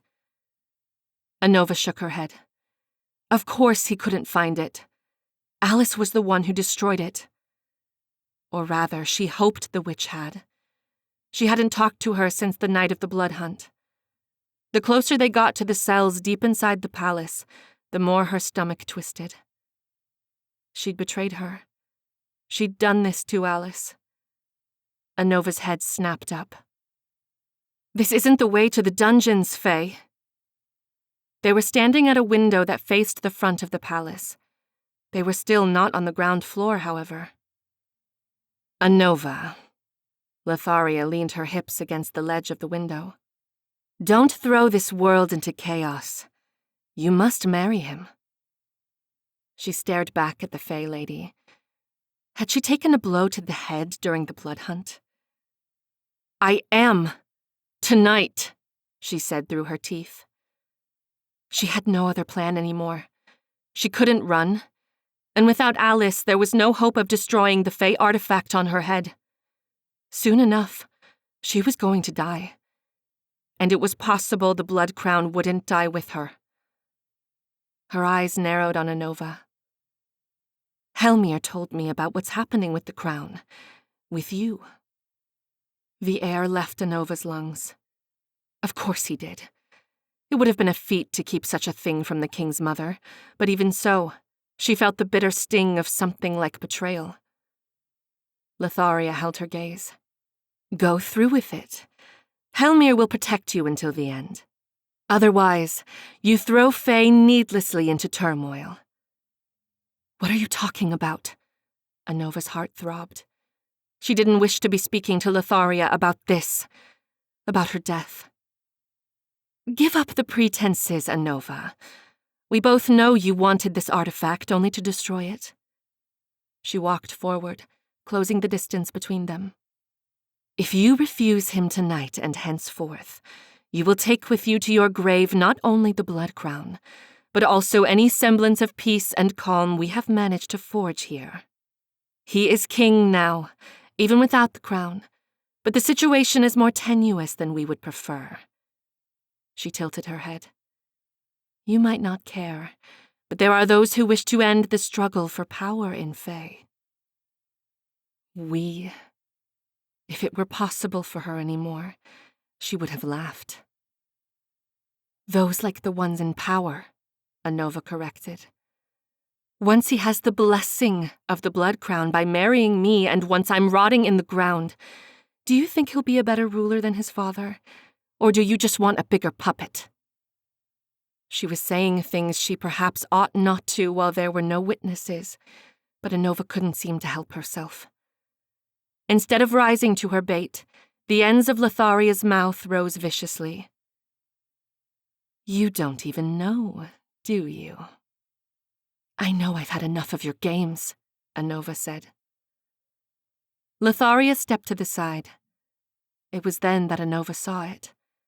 The window was a wide-set arch window that afforded an unobstructed view of Eastwoe and the autumnal forests spreading beyond the palace. The trees were dressed in colors of orange, yellow, and gold among sparse evergreens. But that wasn't where her gaze stopped. A figure was strapped by their wrists to the front of the palace, their feet barely touching the door's archway below. And they were alive. "Your assassin. Our Fae discovered evidence incriminating her during the blood hunt," Lotharia said. "Doubtless, she would have succeeded in killing you if we hadn't have caught her." Anova swallowed. Even from this distance and angle, she saw who it was. It was the Fae assassin who had tried to kill Anova right before she'd found Hellmyr. The one who had been carrying one of Leander's knives. The one she'd assumed had been sent by him. Liren. And she was bleeding from the head. "What is this?" Anova's nails dug into the ledge. Her stomach roiled. She whirled to face the Fae Lady again. "Is this supposed to convince me of your point? Torture and blood spectacle were the province of the previous High King," she reminded her. Fae needed another dictator like it needed to invade the human realm. "He did this for you, as a warning to your enemies. All the creatures attending your wedding will see her, slowly dying at our threshold, and know what fate awaits them if they so dare." Lotharia's eyes were slits. "Unless you wish him to seem weak to those who would seize his reign, to those who would murder his betrothed." Her chest heaved like she'd been running. Lotharia had a point, and she hated it. "There are questions I would ask her, too," Anova said finally. Her dark eyebrows lifted over her eyes. "As in?" "I assure you, we have interrogated her well, Anova." "As in who she works for," Anova fired back. "I've encountered Liren before. She has a master." "She knows nothing further. We have already glamored her and discovered this." Maybe it was pathetic now that she faced her end, but she needed to know if Leander had sent her. Her heart twisted in her chest. "Do what you may to send a message, but I need her alive, if only a little longer. I have my own questions." Anova locked eyes with her. The human master of the blood crown and the mother of a king.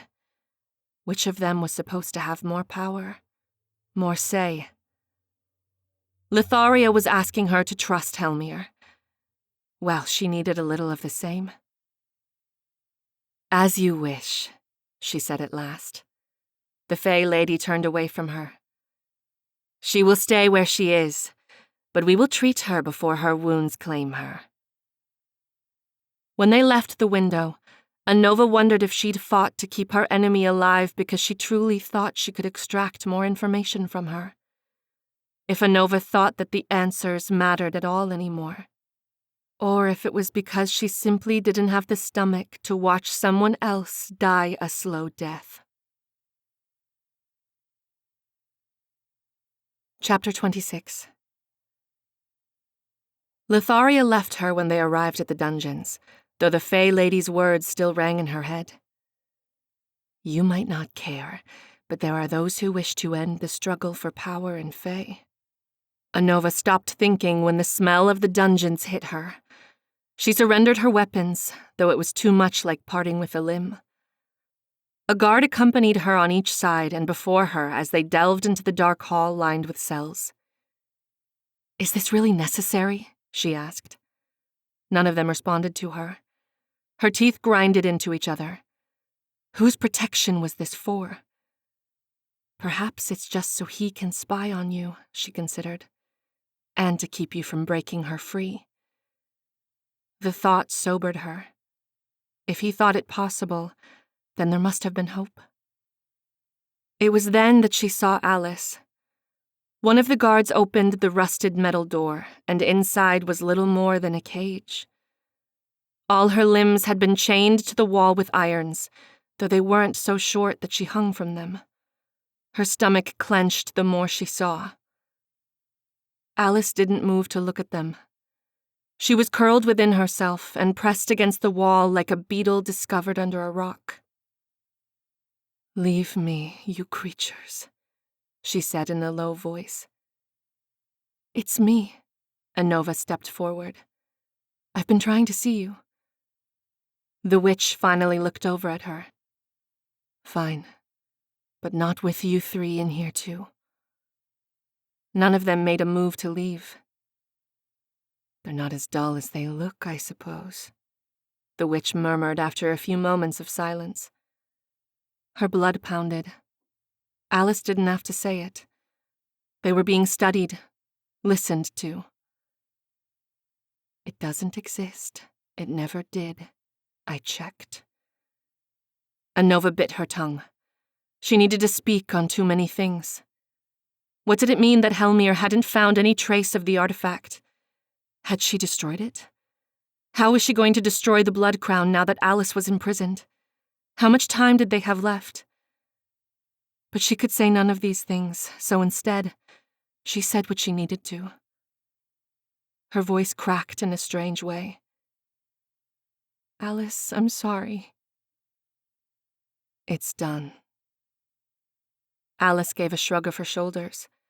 Dirt was already smudged into her skin, but she still held herself with the pride of being the last witch.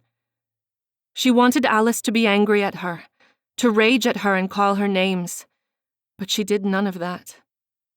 It was worse. A heavy silence grew with each passing second. The abyss inside her grew with it. She couldn't stand it any longer. "Say something," Anova said through her teeth at last. "Anything." Alice leaned back against her cell wall and closed her eyes. "There's nothing to say." "Alice," she said, her voice in a tight whisper. "What can I do?" "I don't know." Anova felt the eyes of the Fae guards on her. Damn them. She came to her knees before Alice. "I want to help you. I want to do something," she said.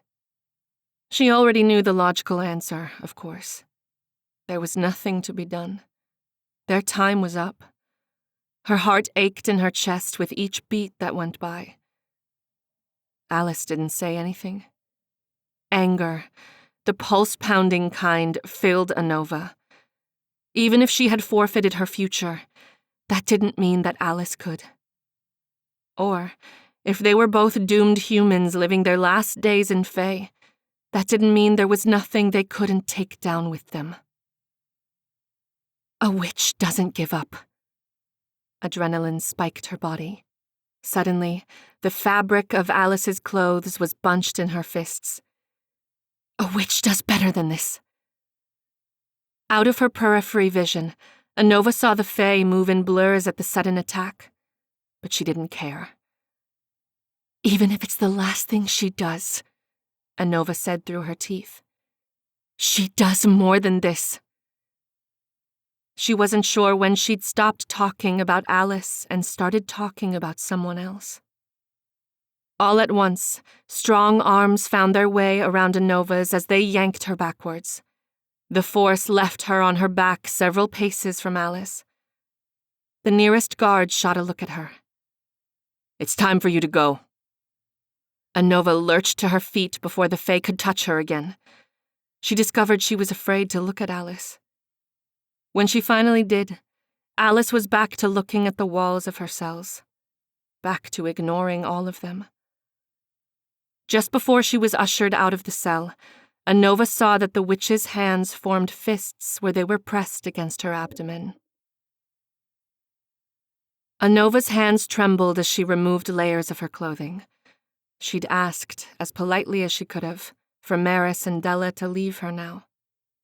Their comments would have been encouraging, hopeful, but she knew they were only words crafted to take the bitter sting out of their own hearts.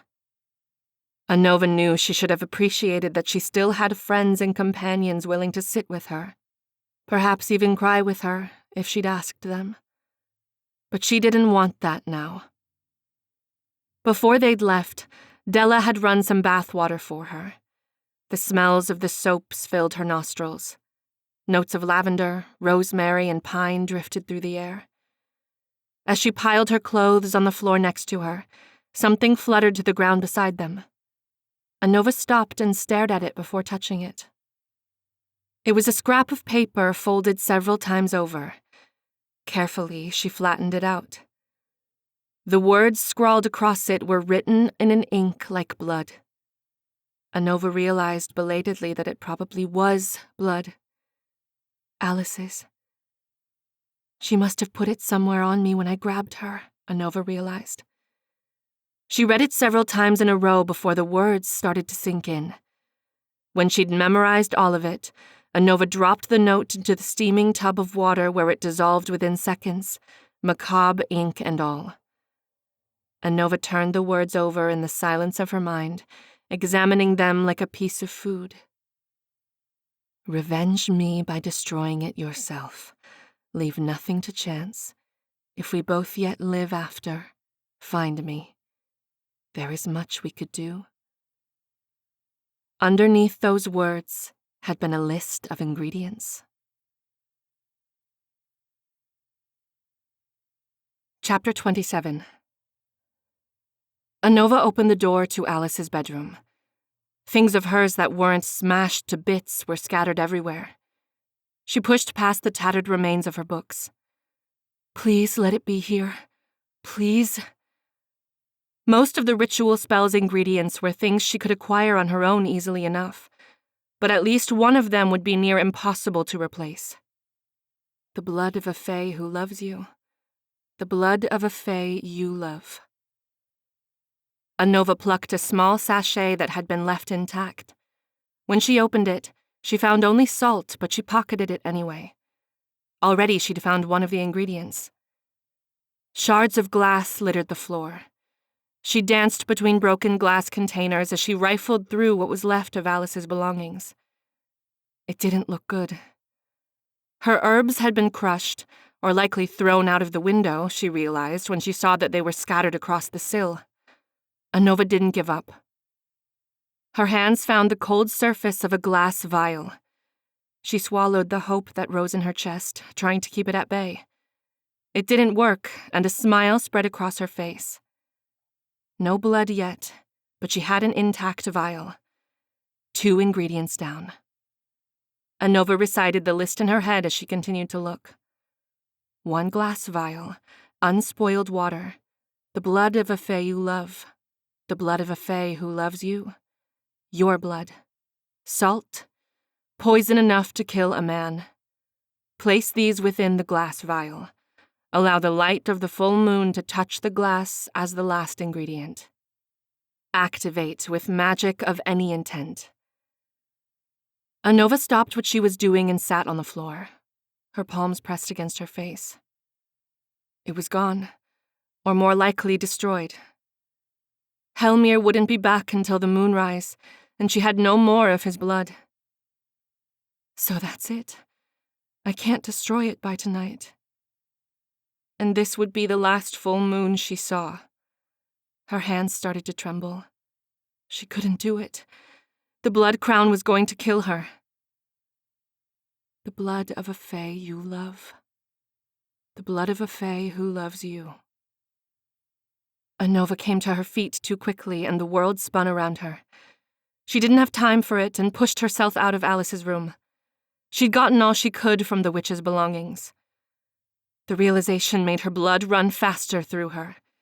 Each part of the fae blood was listed on 2 lines because they were considered separate ingredients. Or, at least, they could be. Anova shook her head. Alice could never be straightforward, could she?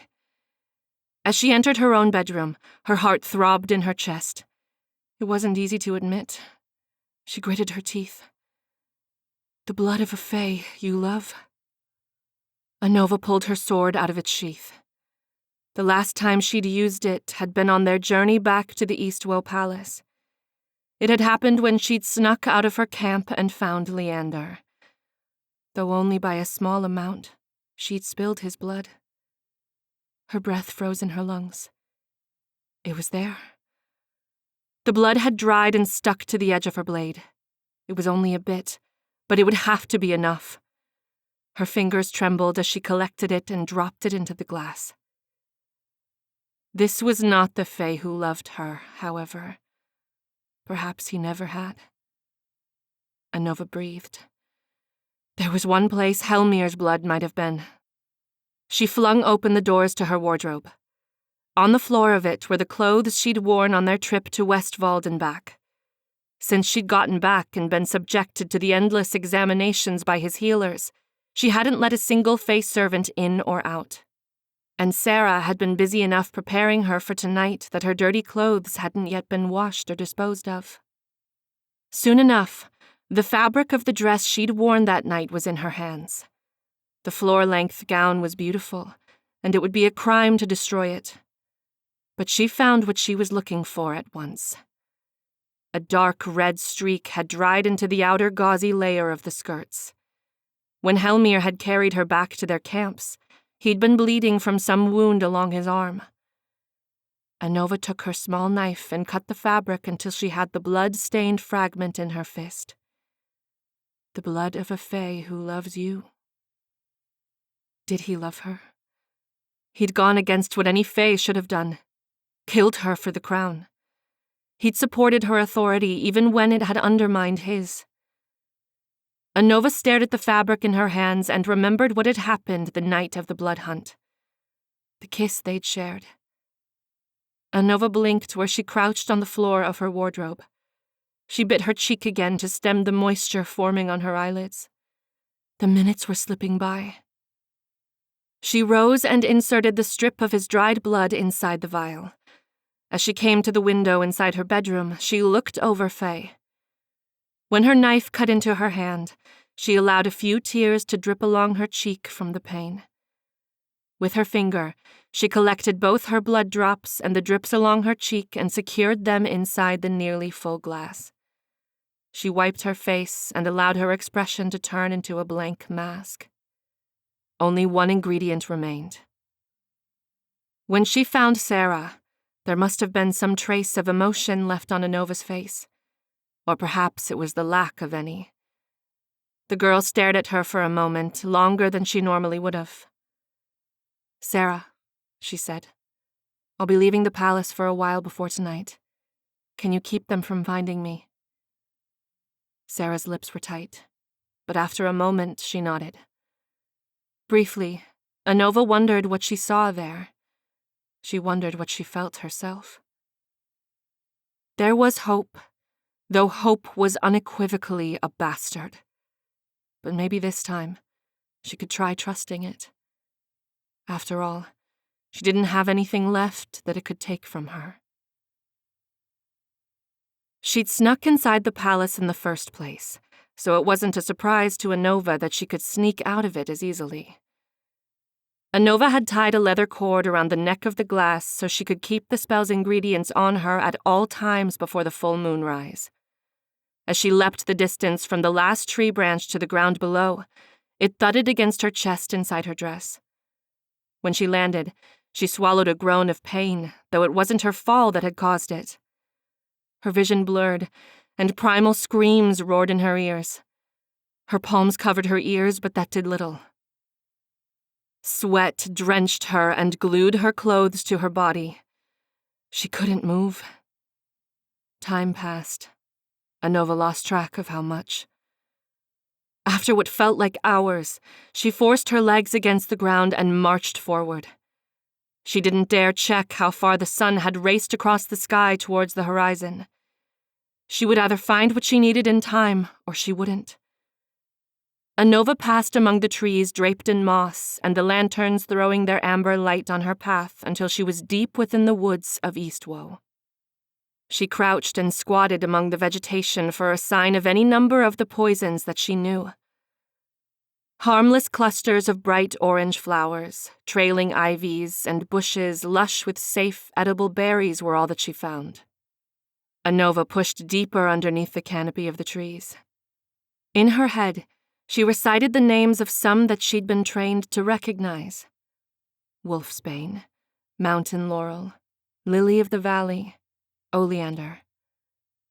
Thorns scraped against her skin, and the pain at her temples was mounting. Against her better judgment, she looked to the skies past the boughs heavy with moss above her. The sun was nearly touching the western horizon. Her heart lodged in her throat. She'd gotten so far, but it hadn't been far enough. Anova found a flat rock under the deep shadow of a hazel tree and pulled her legs against her. Her knees pressed against her forehead. She wanted to right some of the wrongs in this world that she'd been forced to swallow. But above all, she wanted to live. Anova straightened. She would live. No matter what it took, she would make it work. No matter what. Anova ran, her eyes scanning at a height from the ground much higher than before. She hadn't yet noticed any signs of poisonous plants yet, but that didn't mean there weren't any growing here. I've been looking for the wrong ones. In the Sora lands, where Leander's manor had been, the climate had been much warmer. Here, dampness invaded the land. As Anova ran, she started to hear the sound of a slow-moving creek. Her heart thudded in her chest. She moved through the woods until she found it. Water-loving, less heat-tolerant. Anova came to a spot along the river where the canopy of the trees relented and evening sun poured down. Her breath froze. Glossy, black berries clung to a tall shrub with soft green leaves. A few moments later, she found what she'd been looking for. Purple flowers. Belladonna. For a moment, she considered gathering its berries to satisfy the spell's requirements. Poison enough to kill a man. She stopped. The fatal dose for an adult human would have been a dozen berries at least. There wasn't enough space in her spell bottle by far. Anova breathed. After tearing off a strip of her dress at the hemline, she pressed it to her palm to use as a makeshift glove. In one motion, she tore one of the plant's leaves from a stem and forced it through the vial's opening. With the last ingredient, the glass was completely full. She replaced the stopper. One leaf will have to be enough. Anova replaced the necklace within the bodice of her dress when she heard a noise behind her. She'd already drawn her sword when they emerged from the woods all around her. The Fae guards were on all sides of her, and the sun was setting past the trees. His Majesty requests your presence. Something changed in the guard's face. Her voice lowered. They await you, my lady. Anova lowered her blade. She hadn't missed the word they. It was time. Give them no chance to find it. Her heart thudded against the glass that contained the spell to destroy the blood crown. Among the shadows of the dying day, she went with them. Chapter 28. After her guards handed her off to a team of Fae attendants, they shoved Anova in the closest bathing chamber they could find within the palace. A team of them finished Della's handiwork from earlier and tamed the knots that had formed against her scalp and near the crown. As they tried to undress her with their deft fingers, Anova snarled at the nearest of them. I'll do that myself, she said. Her heart thundered in her chest. I can't let them see the vial. Before their hands could rip her bodice apart for her, she said, Let me. I have a recovering wound. Fortunately, it was true enough. Though the healing arts of the Fae were impressive, an ache remained in her arm where she'd fractured the bone recently. As she went to work unbuttoning the back of the dress, she untied the leather knot holding the necklace together. When she shrugged out of the upper part of her dress and stepped out of it, she kicked the vial underneath the plume of skirts she left behind. She didn't have the chance to blush at having so many eyes on her bare form. Anova was promptly scrubbed of the topmost layer of her skin in a steaming bath despite her protests. At the same time, 2 Fae went to work braiding her hair and interlacing live flowers within her strands. They worked expertly, barely touching the blood crown but for what was necessary. She felt as metal barrettes pushed against her scalp, but she kept quiet, her eyes on where she'd left the spell bottle. They dried and dressed her even faster. Over her shoulders, layers of ivory fabric fell. The upper part of the dress had been sewn into the smallest lace patterns, culminating in a sleeveless bodice that closed at the neck. Below a cinch at the waist, the snow-white fabric came to her feet except for a slit along one of her legs, starting at her right thigh. Anova hadn't meant to look at herself, but she caught a glimpse of their handiwork in the surface of the lukewarm bathwater. There was no other word for it. They'd transformed her into something out of a Fae tale. Anova almost lost her nerve then, but it was hard to resist a team of Fae attendants when their sole purpose was to deliver her to the Fae King on his wedding night. Her cheeks heated at the thought. Suddenly, she remembered the bottle under the heap that had been her dress. Anova dove for the pile, avoiding the grasp of her many attendants. Barely, she managed to slip the small glass inside the top of her dress where it nestled against her skin. While they ushered her out of the bathing chambers, her fingers found the ends of the leather cord, and she tied them together once again. Hopefully, it would escape the Fae King's notice long enough for the curse-breaking ritual to work. She felt that it was time. The longer she walked, the more Fae began to insulate her. Guards ringed them from all sides, the ones at the outer perimeter carrying lanterns on poles filled with bugs that had flashing thoraxes. The moment they entered the ballroom, she felt his eyes on her. It was impossible not to feel it. For the moment, she resisted staring back and took in everything else first. More Fae than she could ever remember seeing lined the walls of the cavernous hall. Above their heads, the ceiling yawned open to a wide sky window. The stars flecked the black sky, though she could feel the moon approaching its height. It would soon fill the hall with its madness. Her heartbeat pounded against the glass hidden in her chest. She felt something stir inside her. This vial contains real magic. It was going to work. She just needed to time it. Perfectly. Her blood pounded her veins as she stepped into the wide room. They were all looking at her. It started with the guards who carried the poles fixed with light bug lanterns at their ends. They bowed, and then her other guards and attendants bowed as one after. It was like a wave upon a beach as those before her pressed their heads against the floor. Anova held in a tight breath. They departed from the middle of the room, the Fae on each side like walls. On the other side of the room stood the Fae King. Hellmyr's eyes were cast in shadow, but even from this distance, she could see the fine clothes he'd donned. His clothes were as black as midnight, and across his back fell his cape of raven's feathers. Mirroring the one that sat on her head, Hellmyr wore a crown of black feathers which was nearly lost in his hair. His expression stole her breath. It was as if she were the moon, and he'd never seen her in his life. She remembered his blood in the vial around her neck and forced one foot forward and then another. As she moved, a smaller sect of her guards moved with her, angling themselves so that she was protected from the aim of archers and assassins. Anova focused on the dark sky above and the other side of the hall. The minutes slipped by, and she was finally before him. Out of the corner of her eye, she saw movement.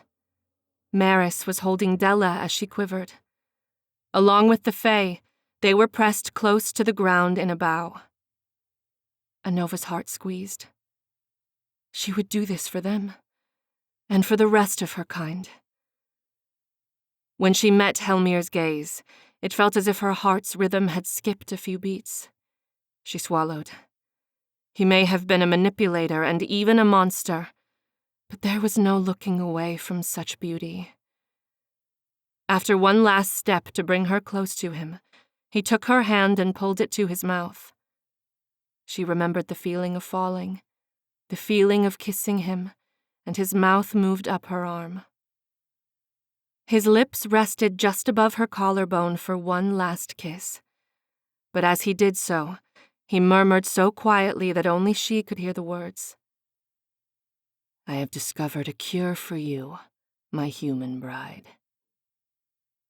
It was then that she saw something peek from underneath his half-buttoned shirt. Pink, mottled skin gave way to a series of bandages wrapped around part of his torso. He'd been hurt. Her heart stopped in her throat. So, he believed her when she'd said it was killing her. What was more, he'd risked his own skin for her. Her voice was nearly inaudible. "What is it?" Ever so slightly, Hellmyr gave a shake of his head. "Too many eyes. It will have to wait." Her throat felt like it was closing against her heart. Panic rose inside her like an overflowing well. She couldn't do both. She couldn't trust Hellmyr and ensure the destruction of the Blood Crown. It had to be one or the other, and she had to decide now. They parted, and as he spoke, his voice rose the hairs on her arms. In his hand was a gleaming band of silver.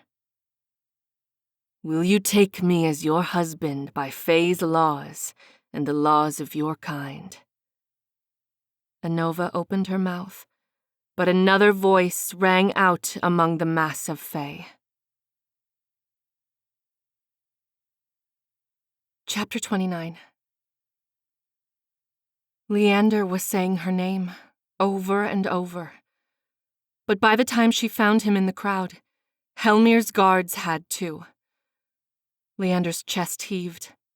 His clothes had been torn, and the edge of a sword staff hovered at his throat. His eyes found hers. "Anova, don't do this." It felt as if time had sped up and slowed down all at once. Her head swam. He didn't feel real. She could do nothing but stare at him.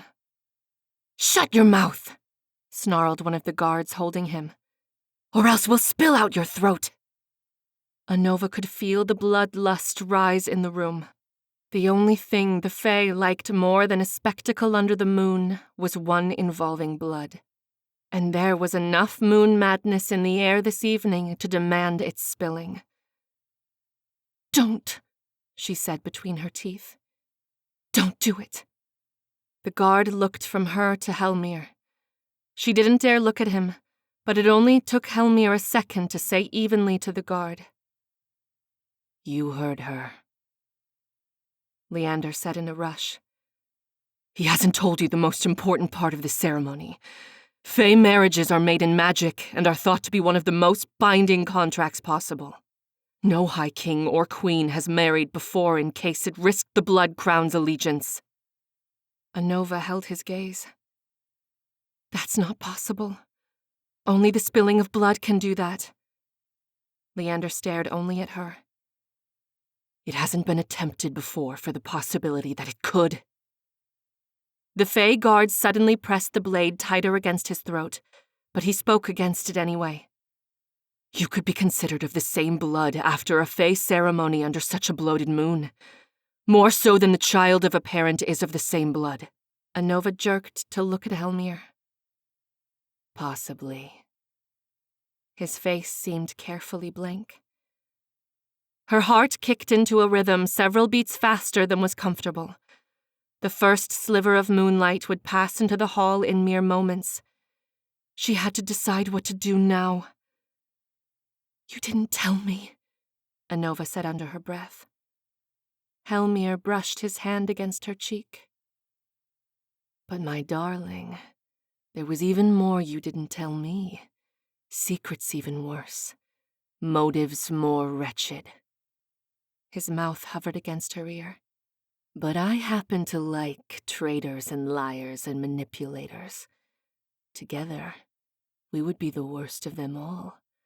You would live, and as my queen. Anova held her breath. Leander's eyes were on them, and Hellmyr seemed to relish in the fact. In his hand was the silver band, and a spark of light traveled along its surface before it winked out of existence. Bound by magic. There would be no end to the blood crown. It would be allowed to continue existing, even if she died. Anova pulled the leather cord out of her dress just as the smallest sliver of moonlight poured from the sky window in the ceiling. I will end it. She held her breath. I choose to sever the line of murdering kings and queens. It all happened too quickly for her to realize. A strange energy rose in the air, and a new kind of pain danced on her scalp like a moon-mad fae. Leander shouted her name, but the sound was cut off in a noise like a gargle. And next to her, Hellmyr fell to the ground. Before his guards swarmed him, she saw him. Blood leaked from each corner of his mouth, and his eyes stared into the zenith of the sky above them. He was shaking. The blood of a fae who loves you? Hellmyr, she gasped. Anova tried to push past them to get to him, but something else was happening to her instead. The pain on her scalp grew to an unbearable degree. She slid to the ground, gripping the edges of the crown like it could hold her head together. Through tears of pain, she saw the fae who still held a piece of her heart. Leander had fallen as well, but he wasn't moving. The crowd around him had started shouting and moving like a swelling ocean. No! She shouted, but it was swallowed by the cacophony. He's going to be trampled, she realized. That was when she saw her. She moved like a ghost through the panicked fae, her hair pinned among an elaborate mask that she must have used to hide behind inside the crowd. It was Lycasta. When she reached him, she held him tight to her chest. The blood of a fae you love. Lycasta looked past the heads of swarming fae at Anova. She didn't have to hear Lycasta to know what she was saying to her. It will kill him. Would it be worth it? The end of the blood crown for the lives of two fae. Anova had already accepted the cost of her own life, so why should this have been any different? The pain dancing on her scalp intensified then, and her vision went white at the edges. Her ears buzzed so she could hear no longer. She felt herself fall against the hard ground. The blood crown was resisting Alice's magic. But it was losing. Just as it had been made with the sacrifice of the original witch's life, to unmake it required a blood sacrifice. A sacrifice not in hate, but its opposite. Anova tore the cord from her neck. The world moved around her as if she were floating on a sea. Bodies came and moved about her, but she couldn't lose track of the glass in her hand. The pain flickered her vision as it sapped more of her energy. As soon as she could, Anova slammed the spell bottle against the ground. Mist rose up like a phantom where it had broken. The ingredients of the ritual dissolved like dust on the air. Anova slumped and nearly fell as she lost the feeling in her legs. No matter what Leander thought of her now, she couldn't sacrifice his life to save hers. Not even to destroy the blood crown. And she couldn't sacrifice Hellmyr's either, she realized. Coward, a part of her crooned. Yellow belly. She couldn't remain where she was. She needed to go. Where she could go, Anova knew not. One by one, Her choices had withered and crumbled to ruin. Her teeth dug into her tongue, and she pulled free her sword in the crowd of fae that had started to overtake them. Alice had never told her that this was the price. Would she have agreed to it if she knew of it beforehand? Her head spun. This is the last full moon before you die. She needed to get out of here. She needed to escape now. But to where? There's no other option for you now. You made sure of that.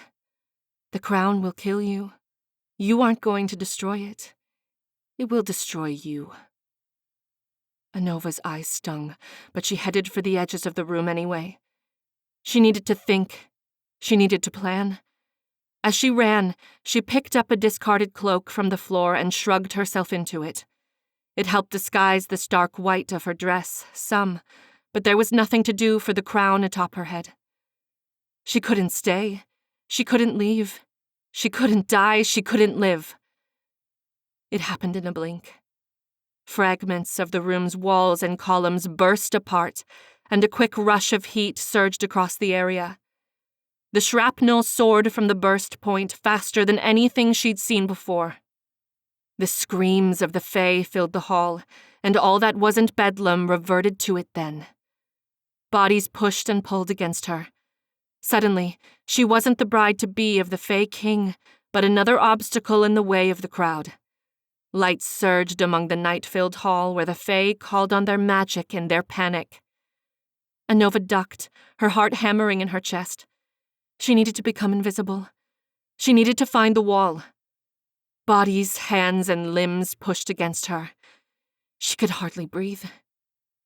In the sea of faces around her, Anova saw her.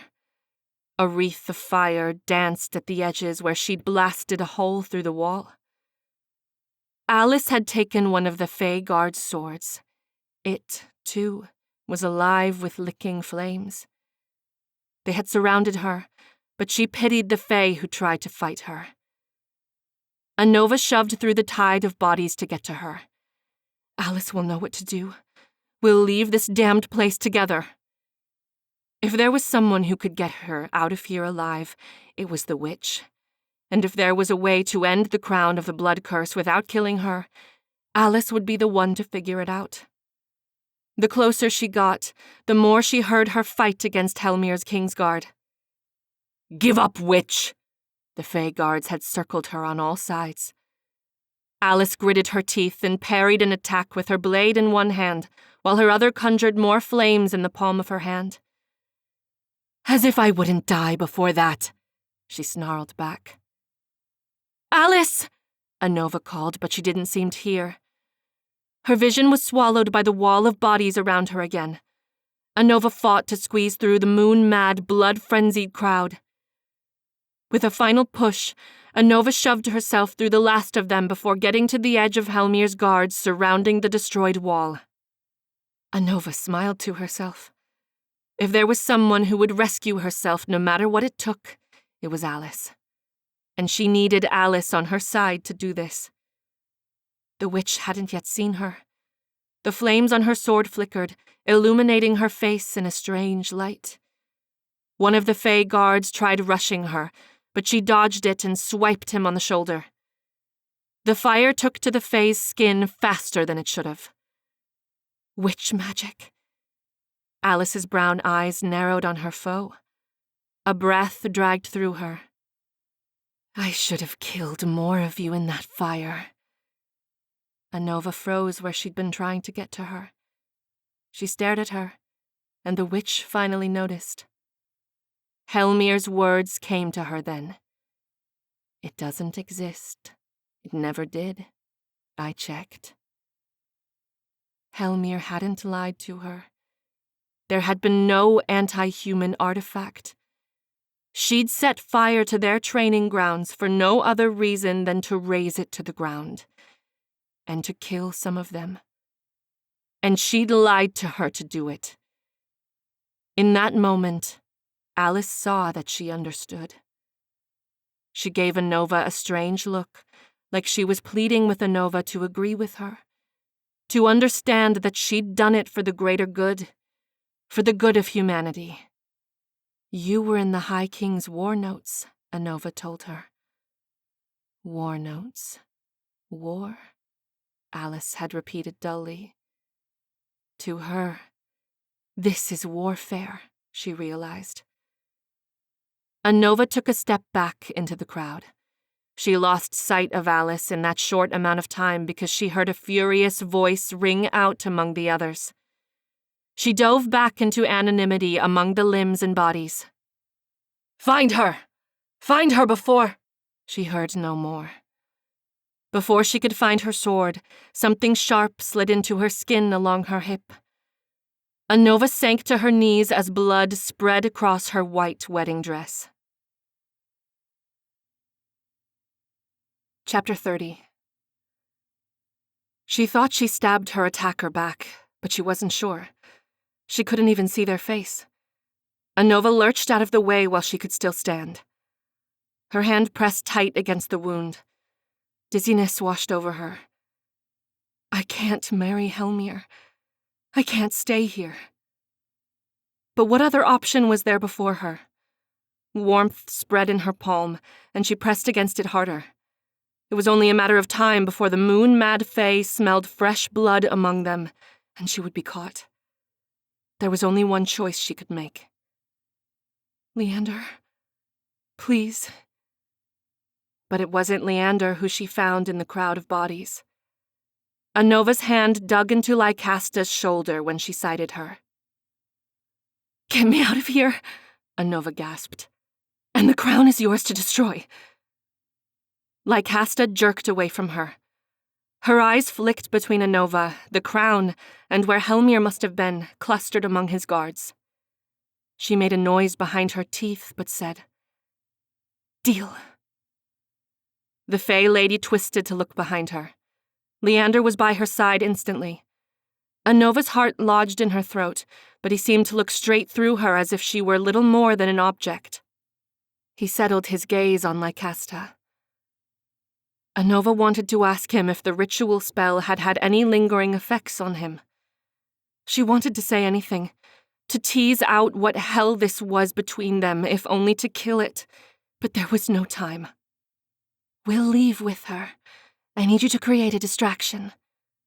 Before they were parted in the crowd, Lycasta stopped him and added, Just please, make sure to come back.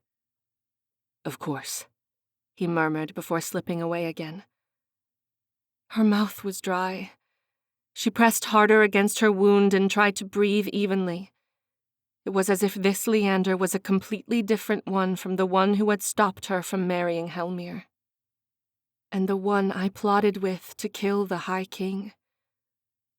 Anova buried those memories. They were of little use to her now. Lycasta smudged something over Anova's forehead before she could flinch away. What did you do to me? Anova snarled. She could feel Lycasta rolling her eyes before she started to push towards the hall's exit. I only altered your appearance and hid the crown. Keep up or you're getting left behind. Your witch's distraction won't last long. Something settled low in Anova's stomach at the mention of Alice. The pain from the wound along her pelvis drowned out those thoughts, however. She was losing blood too quickly. It dripped down her leg and along the floor. The moon-mad fae and his Kingsguard were thinning now. Before they reached the door, however, she passed by a reveling fae that grabbed her arm as she tried to slip past him. The edges of his teeth poked past his lips as he spoke. You smell of human blood, he sniffed, and then his eyes went to the dress she was wearing. Apparently, Lycasta's fae magic had done little for her outfit other than the crown. The blood crown, he snarled as he realized and pulled her to him. Anova struggled against him, but the loss of blood made her too lightheaded for her to grab her weapon in time. Metal flashed in the moonlight, and she knew without seeing it clearly that the fae had pulled out something to stab her with. Her fingers went to claw out his eyes, but before she could get there, an arrow made of mist and whispers pierced the back of the fae's head. He slumped to the ground, bringing her with him. Anova shoved her palms against the floor as she tried to slide the dying fae off her. But what she saw before her made her freeze. In the center of the room stood Hellmyr. Above his palm hovered another arrow made of fae magic. "The next fae to touch her dies," he promised. The cacophony in the room faded to dull murmurings. Inside her mind, she swore. This was the end of the line. But as she watched, a light burst behind Hellmyr. He turned, and Leander was behind him with a blade in one hand and fae magic in his other. Anova wasted no time. Lycasta shoved the dead fae off her, and they started to sprint for the door. She knew she shouldn't have looked back, but she gave one last glance at the two fae who each held a fragment of her heart. And she stopped. Leander had already been pinned to the ground by Hellmyr's guards. She couldn't see Hellmyr, but she was certain he was giving the command to kill him now. "We have to do something," Anova said through her teeth when Lycasta turned to see the same. "We have to save him." The fae lady only looked at her for a second before she seemed to decide something. Before Anova could get the question out of her mouth, Anova's back was suddenly pressed against the front of Lycasta's dress. A knife had appeared out of nowhere, and Lycasta pressed it tight against her throat. Lycasta's voice was loud. "Give him up or I kill her!" "Stop it!" Hellmyr shouted at his guards holding Leander. When he saw Anova, something strange flickered across his face. His eyes traveled down to the red stain that had bloomed across her white dress. Is that fear? It was gone before she could verify it. Even from this distance, she saw something pulse in the Fae King's jaw. "Release him. Now," he told his guards. Leander lurched forward, holding one of his sleeves that had torn and started to bleed underneath.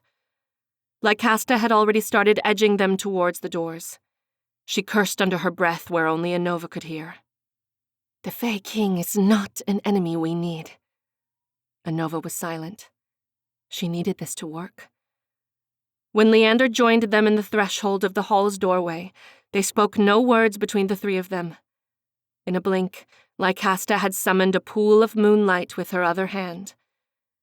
The air flickered around them, and then the doors slammed in on themselves, producing a click as they locked. Lycasta had locked the Fae inside the hall. "It won't hold them for long," Anova said, twisting to get out of Lycasta's restrictive grasp. "Especially since Alice already made them another exit." As she spoke, Leander took the hilt of his sword and broke the nearest window. It was wide set, big enough for any of them to get through, but it was too far from the ground to reassure her. "We won't need long," Leander said as Lycasta came to the window and whistled. Anova couldn't quite believe what she was seeing. She wouldn't have believed it at all if it hadn't been for Viridia and the other butterflies she'd watched transform into hoofed creatures. Their orange and black wings fluttered on the air with ease, but they were much larger than any moths she'd ever seen. Their eyes were black as pits, almost inquisitive as they beheld her. Before she could do anything, Lycasta took her by the wrist and dragged her to the closest one. Its insectile legs grabbed hold of her like a cage. Was this the right option? It's too late to go back, she reminded herself. "Wait, she's hurt," Leander said. Her heart shoved inside her throat. It was a fine time for him to start caring about what happened to her, but she swallowed that pitiful feeling as the moth released her. "Quickly," Lycasta bade. "I can hear them down the hallways." "Lay on your back," Leander murmured, "and don't move." Anova tried not to think, but it was impossible.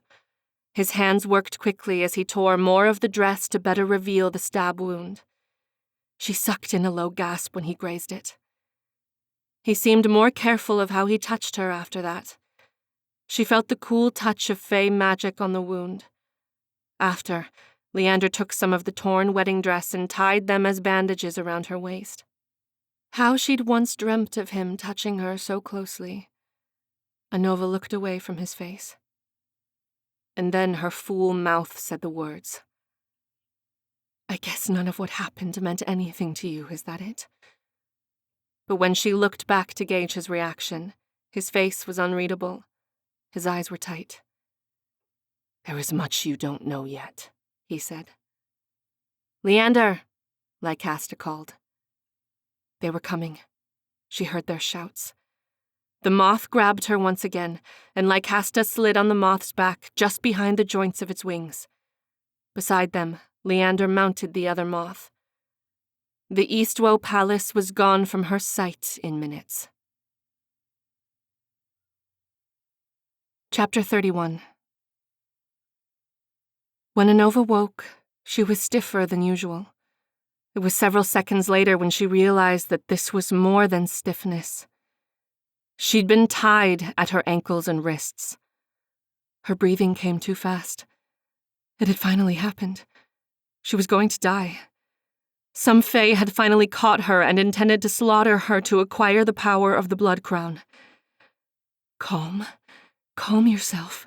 Note your surroundings and find out what's going on. The fact that you aren't yet dead is a valuable clue. But what it meant, she had no idea. She was in a dark place. No, it wasn't that. It was simply nighttime. She was tied up on the earth, and the smell of smoke filled the air like a fire had started, but she didn't see its light. It must be a small one, then. Her breathing started to slow, though not by much.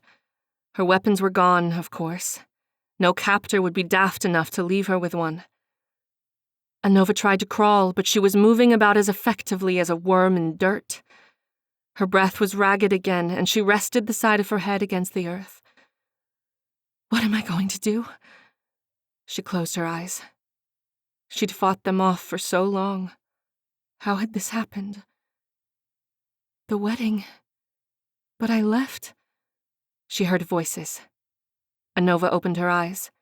There was still no sign of anyone or anything around her. She had to assume that the air around her had been protected from arrow strikes by the use of fey magic. Their voices carried clearer when she held her breath. "Where does that leave us, then?" It was Leander. Sweat stuck her clothes to her skin. Her teeth grinded together. She didn't care what was going on between her and Leander. She was going to murder any fae who thought they could tie her up like this. And then she heard Lycasta's voice, too. "He wants to destroy the crown," she murmured. "But there isn't a way to do that without killing her." Anova froze against the cold ground. Was it time? Adrenaline fueled her like food and steady drink. She would go down with a fight if she had to. But is she right? Is there no other option now?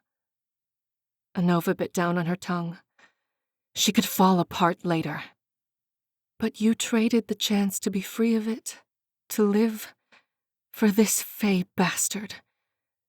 There had to be another way. Hellmyr had another way, didn't he? But he doesn't want to destroy the crown, she reminded herself. He tried to transfer its power to himself. Another thought occurred to her then. She remembered Lycasta's words. Her brow creased. Who are they talking about? "We don't know that." It was Leander's voice again. His words made something in her stomach twist and crunch together. He's not trying to kill me, then. She squashed the hope within her. It was such a low standard. Regardless, he won't agree to the deal with the girl still alive, Lycasta said. Anova stopped breathing. She needed to get out of here now. The edges of her fingertips could barely touch the rope they'd tied her with, but it would have to be enough to get her out. Leander didn't respond for several moments. She wasn't sure if she wanted to hear what he had to say anymore. "Is this the cost, Lycasta? Would you trade her life for this?" There was something strange in Lycasta's voice. "With all we've been through, You wouldn't? I don't know. Leander didn't speak for a moment, and then he said, We need to tell Cadmus. He's the one who wanted to go to the wedding and stop her. He'll wonder what happened to her there. Anova stopped moving. She stared into nothingness. Cadmus. Her mind emptied at the name. She couldn't think. She wished she could remain there like a grub under a leaf, undisturbed. There was too much meaning that came with that single word. Cadmus. The name was from a lifetime ago. It was Leander's real name, or rather, the name he'd had before his twin brother, Leander, had died in his place. It had been on a day that they'd been pretending to be the other. That had been the day the fae known as Cadmus had died. He'd lived as his brother from then on to hide the fact that the High King had made a mistake and killed the wrong fae. Or that was what Leander had told her. She exhaled, and she felt as empty as a skeleton. This, the fae who had rescued her with Lycasta, was Leander. The real one. The one who treasured books, knowledge, and ancient lore. Somehow, he was alive. It explained why he seemed not to know her. It explained why he was comfortable working with Lycasta, why he'd kissed her. Her stomach dropped. Where was the Leander she knew? Where was Cadmus? Anova thought back to what she'd heard during their conversation. They'd spoken as if he were alive and possibly even nearby. He's the one who wanted to go to the wedding and stop her. He'll wonder what happened to her there. She swallowed. Trust was the fool's instrument, but it was as tempting as a breath on the bottom of a lake. She had to find him. There were no others she could turn to anyway. She couldn't remain with these fae. Lycasta needed her dead for a trade, and she wasn't about to stay and find out what it all meant. She'd heard enough. Anova hadn't cut into her bindings at all, but she had to start moving. Her midriff ached as she crawled without limbs across the dirt. Somehow she would untie herself. As she crawled, she heard a sigh above her. No. With as much force as she could muster, she started moving faster. It did her no good. A boot came down against the middle of her back. Anova twisted her neck to see the fae holding her down. Lycasta frowned, the ringlets of her hair falling on either side of her face as she looked down at her. He's not going to like this. Her lips pressed tight together as she considered something. The fae added, But Cadmus never liked me to begin with. In the same second, Lycasta grabbed a fistful of her hair and pulled her head back. Her finger touched the middle of Anova's forehead. Her magic was instant. She was out cold.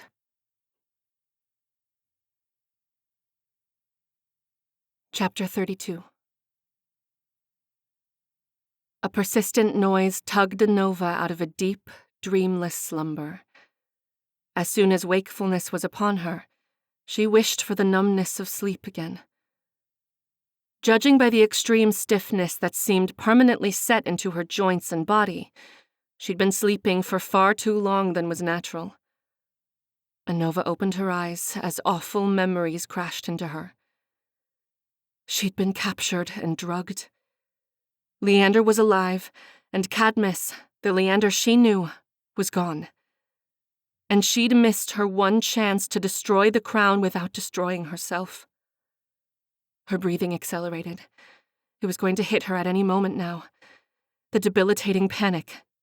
There'll be time later for that, she told herself, but it was hard to ignore a tidal wave. Anova focused on the small details near her first. However, it was a struggle to understand what was going on around her. Although she was on a flat surface somewhere, she was clearly not on the ground. Anova stood and realized quickly that she was moving. She was on a platform of sorts, At its edges was a glass dome. Like a cloche, she realized. The realization did nothing to calm her nerves.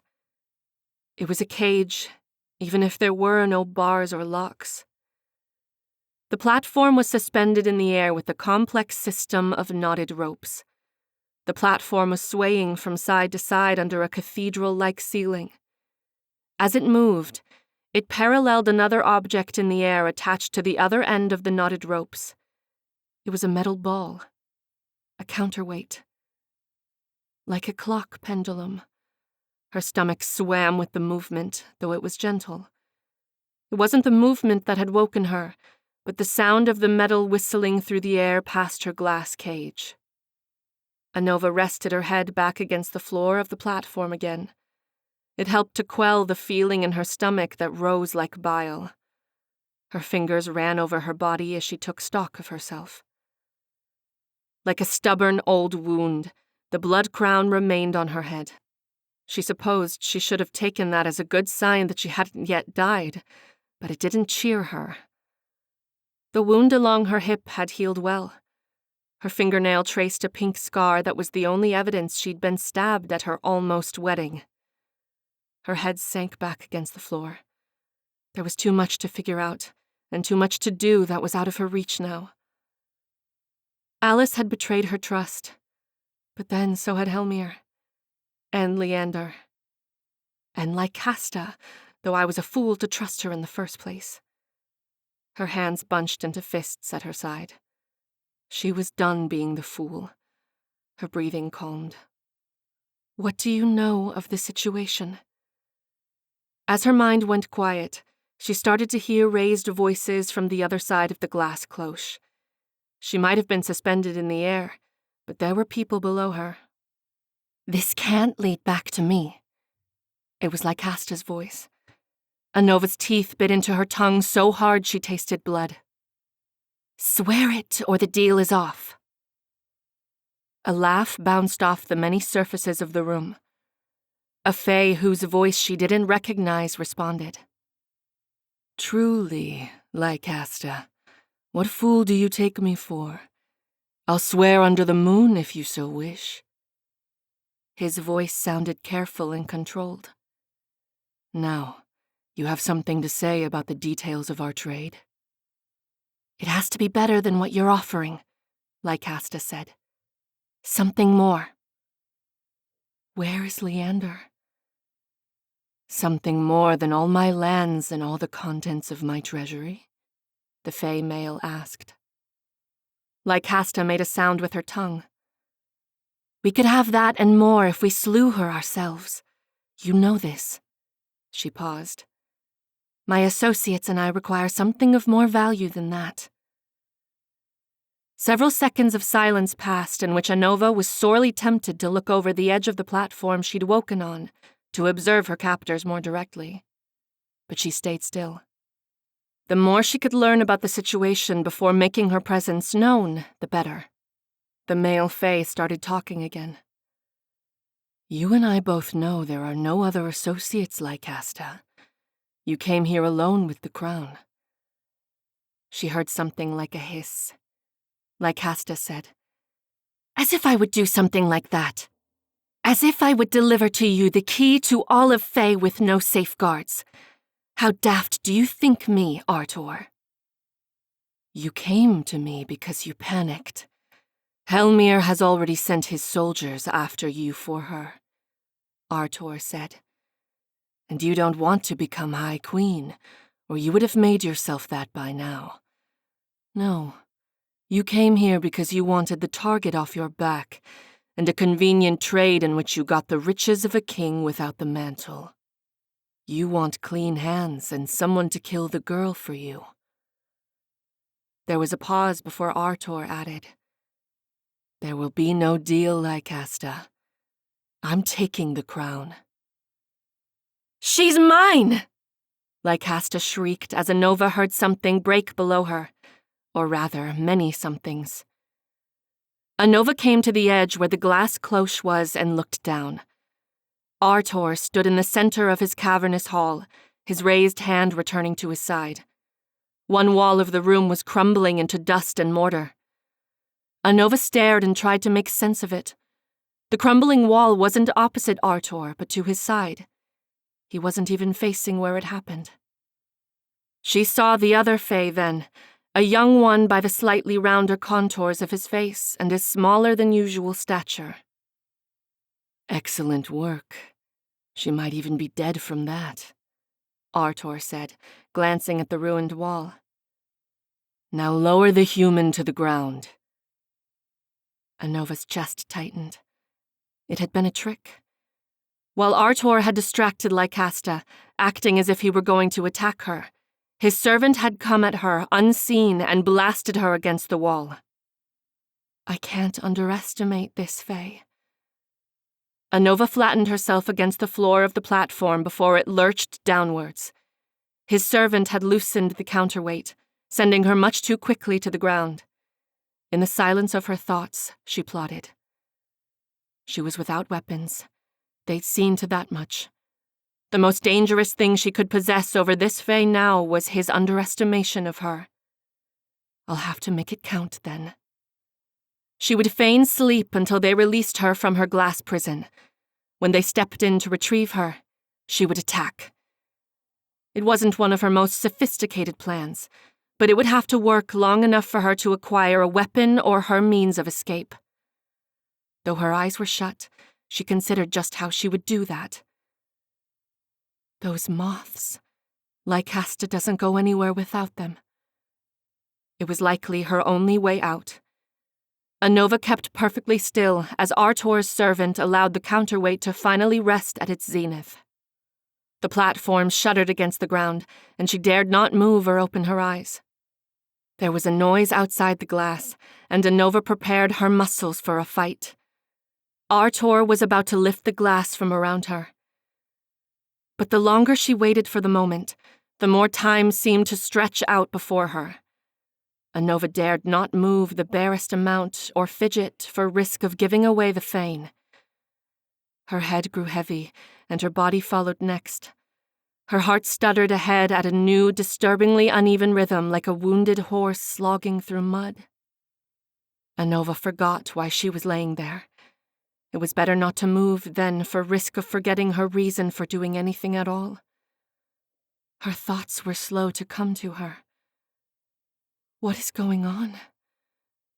A voice came from the other side of her glass cage. Most humans would be dead by now.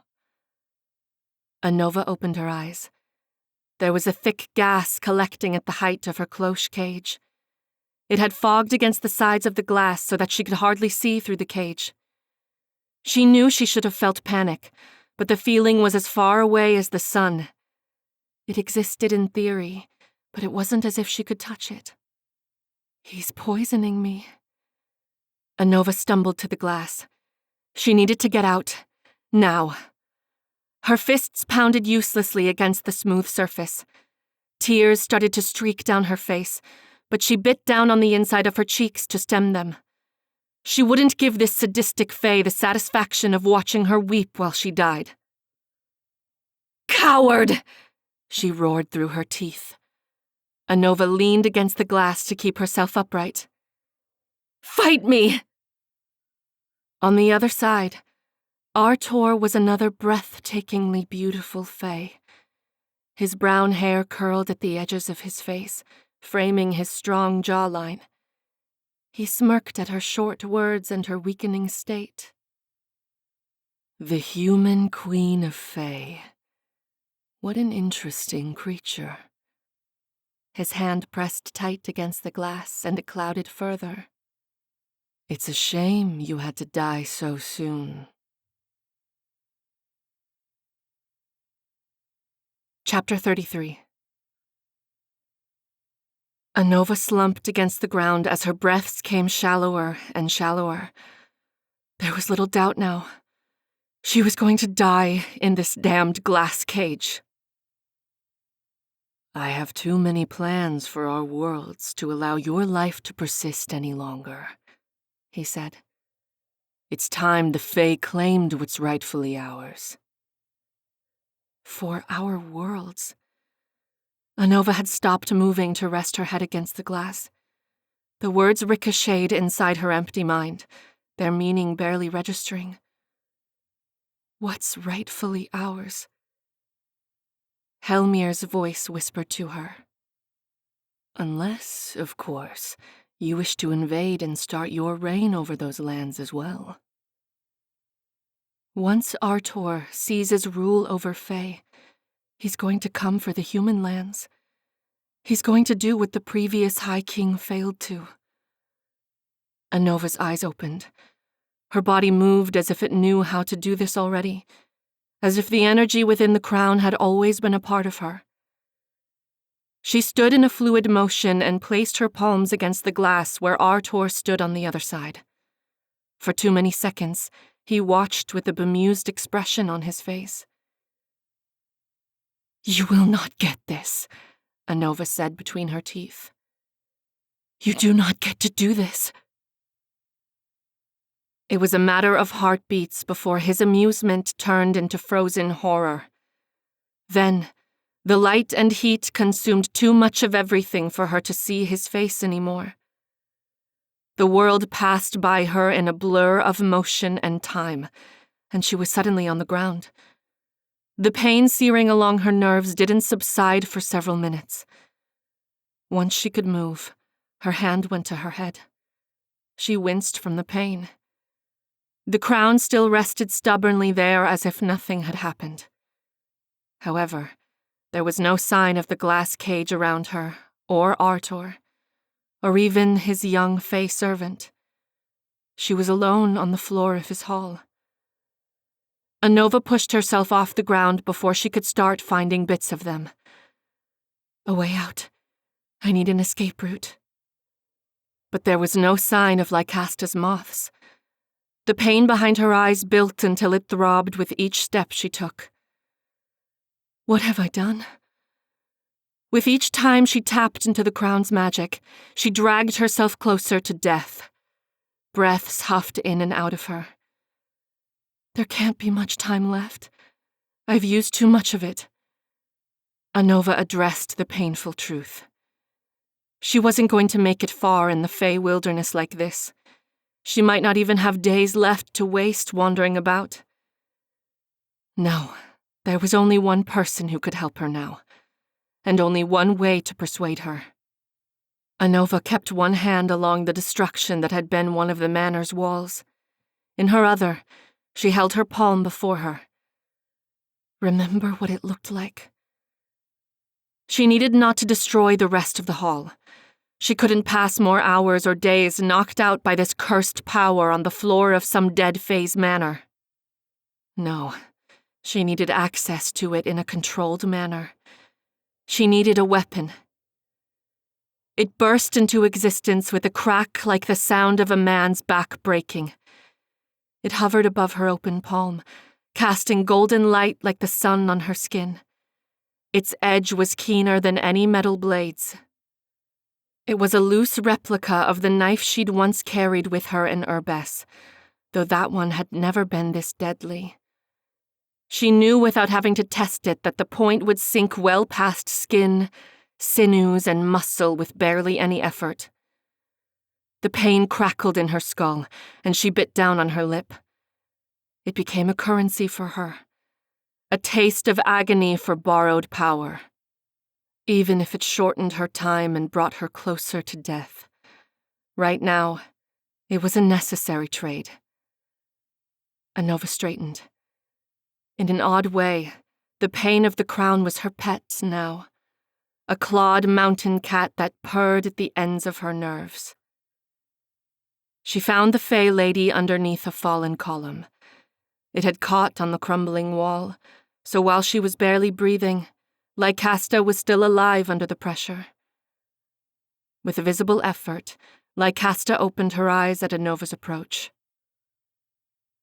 Out of the two of you, I'm glad Artor was the one to die, Lycasta said in a series of gasps. Blood began to leak from the corner of her lips. Lycasta smiled, and it was a ghastly sight as the blood spread. After I die, At least Leander will be the one to wait this time, she added. Anova's free hand pulled her by the front of her dress. You will live, and you will tell me everything I want to know. Dizziness flooded her, but Anova bit back the sensation. She'd never attempted anything with the Blood Crown's twisted magic other than destruction. In fact, she'd barely chosen to do that. Killing Strago and Artor had been more instinct than anything else. And it was a messy kind of magic. Consuming. Hungry. Anova nearly lost her balance. Lycasta was staring at her. Perhaps she didn't have the strength to argue or resist what was coming. Perhaps she wasn't as ready for death as she'd tried to seem. With the hand that didn't hold the golden dagger, Anova pressed her palm against Lycasta's chest. Mend her bones, sew the puncture sites, stem the tide of blood. If only for a few more moments of life. If only for the answers I need. It started with a gasp. Then the Fey Lady was choking. Anova removed her hand. This wasn't healing. This was something else entirely. Lycasta wasn't getting better, and she struggled to inhale even short gasps of air. It's what she deserves, something inside Anova whispered. This and worse.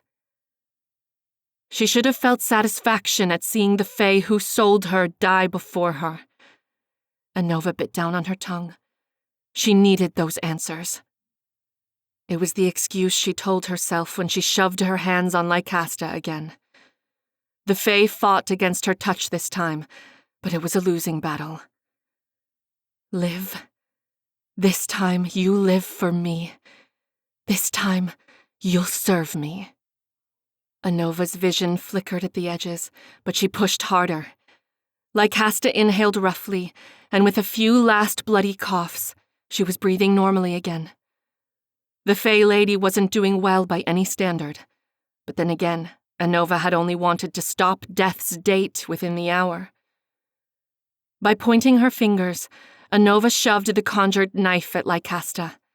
It stopped right before her throat. Lycasta's voice was raspy. What do you want? You know what I want, Faye, Anova said. I want you dead, but I need answers more. Fine, the Fae managed to say. You were trying to sell me. Earlier you wanted me to surrender so you and Cadmus could destroy the crown. She leaned close to Lycasta. I want the truth. What do you really want here? I don't care about the blood crown. I don't care about ruling Fae. The whites of her teeth showed as she lifted her lip. But I wanted you gone with clean hands. Is that so hard to imagine? I would be more careful with what you say, Anova murmured. She traced the blood trailing from the edge of Lycasta's face. She knew it would disgust her to have a human touch her so. It's the truth, Lycasta said, her eyes on Anova's hand. Her eyes flickered to her face. And you know it? I just wanted Leander to myself. Anova leaned closer to where Lycasta was on the ground. Next. I thought Leander was dead. You know the brother I speak of. Not Cadmus. Leander. Lycasta pressed her lips together. That's not a question. Anova shoved the point of the knife tighter against the Fae's throat. I don't like repeating myself, she said. Lycasta swallowed as red beaded against her skin. He was dead. Is. It's old magic that brought him back. Temporarily. It wouldn't have worked if not for Cadmus. And it wouldn't have worked for anyone else. Anova tried to digest this information, but what she'd said only raised more questions. Anova's voice was dry. Why? How? Cadmus needed my services. I offered him a deal. He'd help me with the spell for bringing back Leander, and I'd help him find you. His words came to Anova from when they'd met in the forest. I shouldn't have traded a thing to find you. Anova's voice was tight. She felt when something rose in her throat. Where is he? Where is Cadmus? What did he trade? Lycasta was coughing. Anova jerked herself away from the Fey Lady. She hadn't realized she'd been pressing the knife into her throat. She shot Anova a glare when her hand touching her throat came away red. Anova didn't care about that. Where is he, Lycasta? She repeated. Lycasta's eyes were like a cat's in the dark. He's alive. Anova stood. You're going to take me to him, then.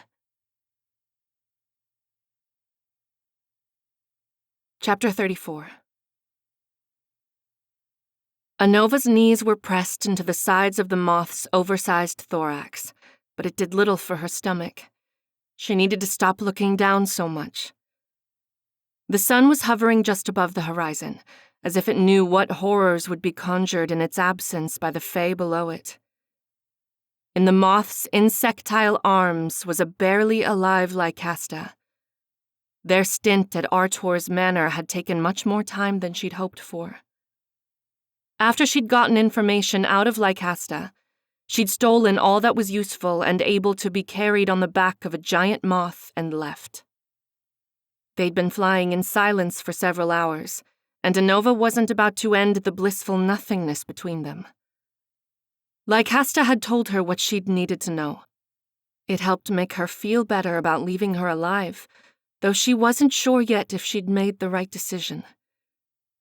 She still couldn't believe that they'd raised the dead, though she'd witnessed firsthand a Fae in the flesh who should have been dead. The thought made her stomach knot. If that's possible, then... She stopped thinking on it. Lycasta had been certain to spell out what the magic had required. Since Leander and Cadmus had been twins, souls separated by the flesh was her exact wording. They'd had a connection that allowed certain magic to pull him back from the realm of the dead. Anova bit into her lip. There was no use speculating on it. Her mother was gone, and there was nothing anyone could do about that. No magic Fae spell could help that. I still haven't even avenged you. Lycasta's moth had started to lose altitude. They would land in a matter of minutes now. Anova swallowed. There was too much to think about, so she stared at the setting sun instead.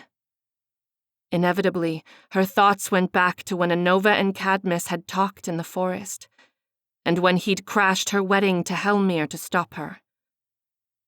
Anova straightened. There was something wrong here.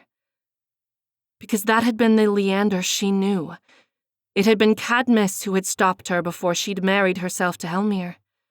She was certain of it. And yet, later that night, it had been Leander the scholar to mend her wounds. They'd left with him rather than Cadmus.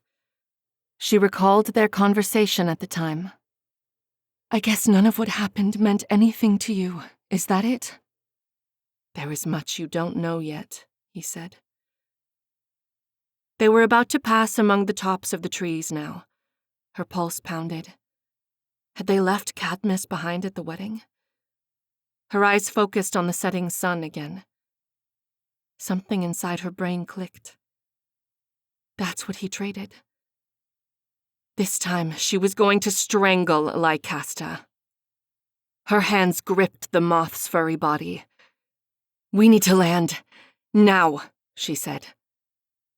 If the moth had something to say about it, she couldn't hear it. As soon as she started to question if she should have said it, they started to fall like a stone through the air. She held tight to the beast as they fell through branches and leaves. Lycasta's scream was cut off, and Anova's stomach twisted. The ends of branches scraped down her skin, and the three of them fell against the earth with a collective thud. Anova was on top of her at once. Somehow, the Fae looked even worse than she had before. "Get off!" she hissed at Anova, though she was too weak to fight much. "That's what he traded, isn't it?" she said through her teeth. Her chest rose and fell too quickly. Anova's voice sounded strangled to her own ears. "Tell me the truth!" Her hands pushed against her shoulders to hold her down. "He's using his brother's body. Every night." At first, Lycasta stared, her bloodied lips tight. Then she cracked a hair-raising smile. "You're losing time, human." Anova bolted off the Fae Lady. As much as she hated her, she was right. She sprinted in the direction they'd been heading in the air. It can't be much longer now. Lycasta had explained in Artor's manner that Cadmus had hired her for her tracking abilities. According to her, she could find anyone in Fae with the use of her moths. They were a species that had been trained with magic from the time they'd hatched. Looking back, she was forced to believe her. These thoughts fell away from her as Anova ran. The shadows grew as long as constricting fingers around her. She ran harder. The scent of a fire laced through the trees. She broke through them to a clearing where smoke trailed into the sky. At once, she saw him, and knew. It was him. His head jerked to look at her at once, his hand hovering over a sheathed blade before he recognized her. When he saw her, he moved faster than she could process. His scent hit her before she realized he was before her. She drank it in. "Cadmus," she gasped. His dark eyes widened. "You know, Anova, you're alive." Each statement seemed a new realization for him. "That night, I thought you'd died." His voice broke. Her lips were on his mouth. His hand was on the back of her neck, and he pulled her to him. This time, she wasn't falling. She felt at home. She knew she should have been disturbed by the thought, but she didn't care.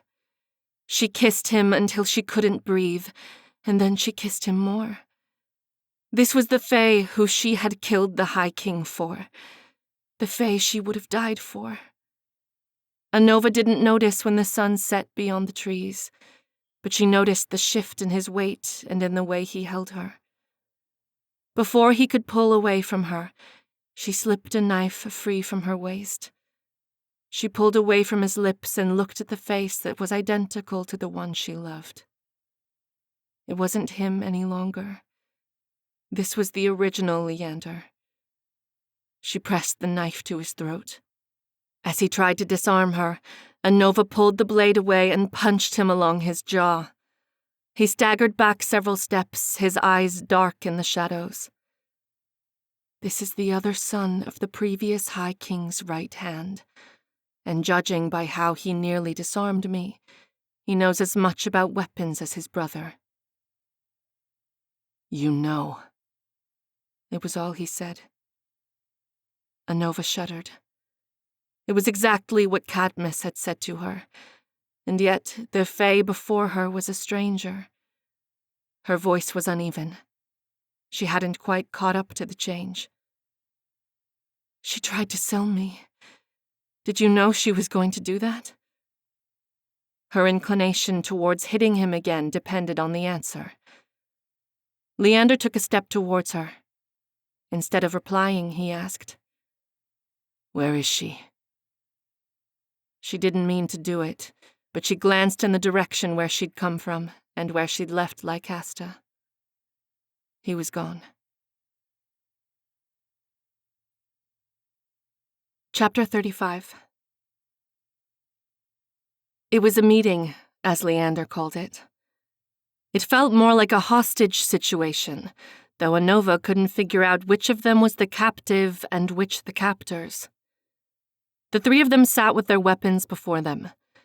In Lycasta's case, her smaller moths had settled on the rocks around her, their wings fanning in the dim light cast by the fire. Leander had healed Lycasta under the moonlight better than Anova had with her fumbling attempts in Artor's manor. Then again, she wasn't entirely sure she'd been trying to save Lycasta's life at the moment. Even now, she itched to pull the weapon she'd stolen from Artor's manor into her hands. Sweat slicked her clothes to her back. Were they accomplices? Enemies? Something else?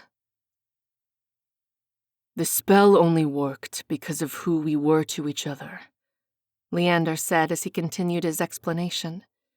His eyes lifted to the forest beyond them. Magic like this must be accepted by the other party. He focused on her again. Cadmus agreed to it. But how? How did it work at all? She looked to Lycasta. How did you know how to do it? The Fey lady narrowed her eyes when she spoke. Anova held herself back from doing anything rash. It's something I came across in the book I gave Cadmus. Anova stared at her. The Book of Fey Tales? Something else occurred to her. You knew what we were using it for? That it had been written in code for the Blood Crown? Lycasta leaned back against the rock she'd propped herself on. She must still be weakened from Artor's attack. I memorized it. Anova's mouth popped open. She made sure to close it before Lycasta saw. It didn't matter. Lycasta's eyes were still closed when she spoke. My father was the last caretaker of the Eastwoe archives, Lycasta said. I memorized many of them. Anova bit into her tongue. She didn't want to feel sorry for this Fae, or even impressed, but she couldn't help but pick up on one word. Was. She shook herself. The Fae had always victimized themselves. What was new about that? She was going to end that, though. Anova breathed. She was running out of time by the second. But the spell only works at night, isn't that right? Anova said. They were getting perilously close to the questions she dared not ask. Is this permanent? What's going to happen to him? Smart of you to see that. That's right, Leander said. He looked to the dark horizon. And it will remain that way indefinitely unless the spell is completed or broken. 2 of us in one body. Anova's breath staled in her lungs. Completed or broken? She tried to appear calm, but her voice gave her away. And what would complete or break it? Leander locked eyes with her. It was uncanny how alike they looked. If each of us agreed, so it would be. The spell could be completed on the opposite of when it began, at daybreak instead of dusk. He leaned back again. Or at least that's my theory. But she had a feeling his theory was correct. And what is it that you want? She asked him. Leander stared at the stars spread above him, tiny as specks of ocean spray. I have decided. I was brought back to this realm for a reason. He looked at her. There are things I excel at that Cadmus doesn't. I want to help you end it for good. The blood curse. There has to be a way to break it without more death. Anova breathed. She wasn't sure what she expected, but it hadn't been this. And then she remembered. She turned to glare at Lycasta. And this one? She won't try to sell me to the highest bidding Fae again? But when she looked at Lycasta, really looked at her, there was something strange in her face. She was allowing her moths to dance at the edge of her palm where the moonlight hit it. Her voice was dispassionate when she spoke, as if it mattered not to her. What he wants, I want. Something twisted in her chest. She can see that it won't end how she wanted. Anova closed her eyes. After he gets what he wants, she'll still be unhappy. Because he'll be forever gone then.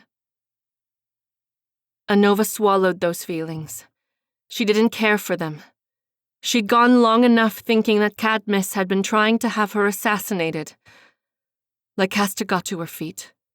Leander watched, ready to support her, but she remained steady. She looked at Anova. But your jilted lover is after us. He thinks we stole you. Anova stood to face her. Well then, you'd best tell me your plan to get rid of the crown so we can all be rid of each other as soon as possible.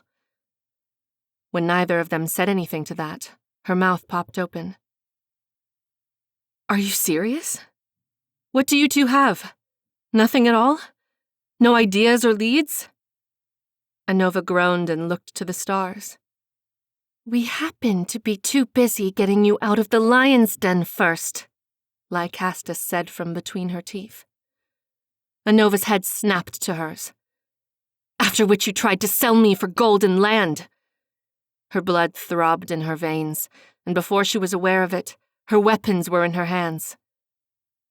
I'm still considering it, Lycasta hissed, rising to her unspoken threat. Exactly why are we helping the human again? Why are you even here? Anova fired off. Oh, that's right. Your Fae boy. You'll do anything for him. Leander was between them at once. That's enough, he said in an almost growl. Stand down. He glanced down at her with a look that promised consequences if she didn't. Just make sure to control her, Anova said in a mutter, but she did as he said. After they separated, Leander looked to Anova across the dying fire. There is something we found between the two. 3 of us, he said, correcting himself. Anova bit down on her tongue at the exclusion. She needed to speak to Cadmus. Soon. Leander continued. We might have a lead. It's from another Fae tale. What is it? She shifted where she sat against her rock. The Fae tale about the Blood Crown's origin had been a code, and they almost hadn't figured out what it meant in time.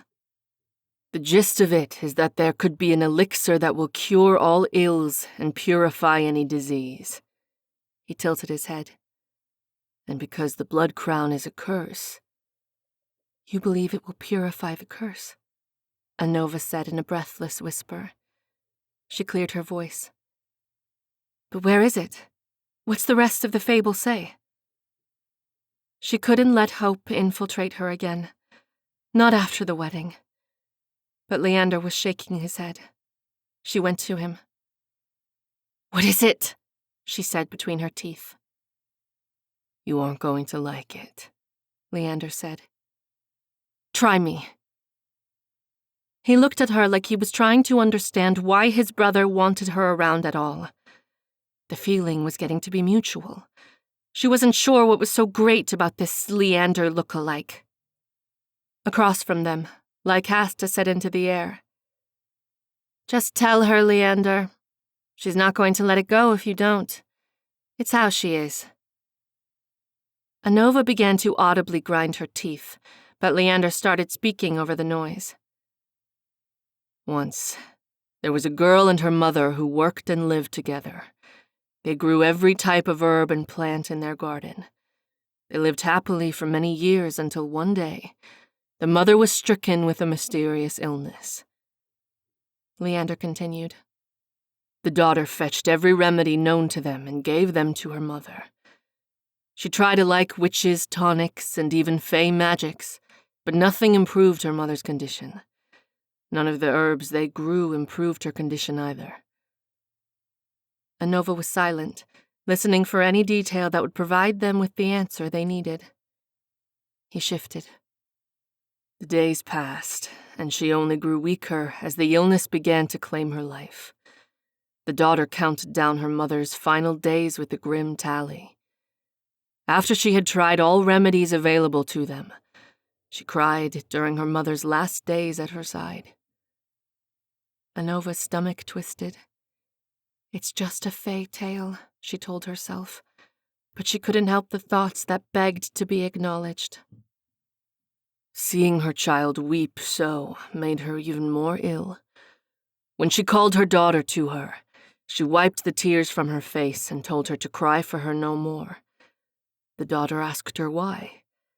After all, this was as difficult for herself as it was for her mother, even if she wasn't the one to suffer from the illness. Who would till the earth with her when she was gone? Who would rise with her to greet the sun in the hours of a new day? Who would enjoy the fruits of her labor with her after harvest? Leander's face was carefully blank. The mother agreed with this. Her illness would last only a short while compared to the absence that would be inflicted on the daughter's life for the years to come. However, she told her that there was no reason for sadness. She had lived a good, long life with her daughter in the manner that she had wished. Her death may have been at hand, but there was nothing to mourn. The daughter knew that this would be the last time she saw her mother alive, and stayed by her without crying until the girl fell into a deep slumber. Leander looked at her. In the morning, the daughter woke with a start. Her mother wasn't in her bed. Not finding any sign of her inside their cottage, she ran outside. She found her mother crouched among lilies, planting them along the edge of their modest home. She stood to embrace her daughter, alive and well again. She cried in her mother's arms, though this time with happiness at the many days they had together ahead of them. He fell silent. Anova stared at the Fae. That's all?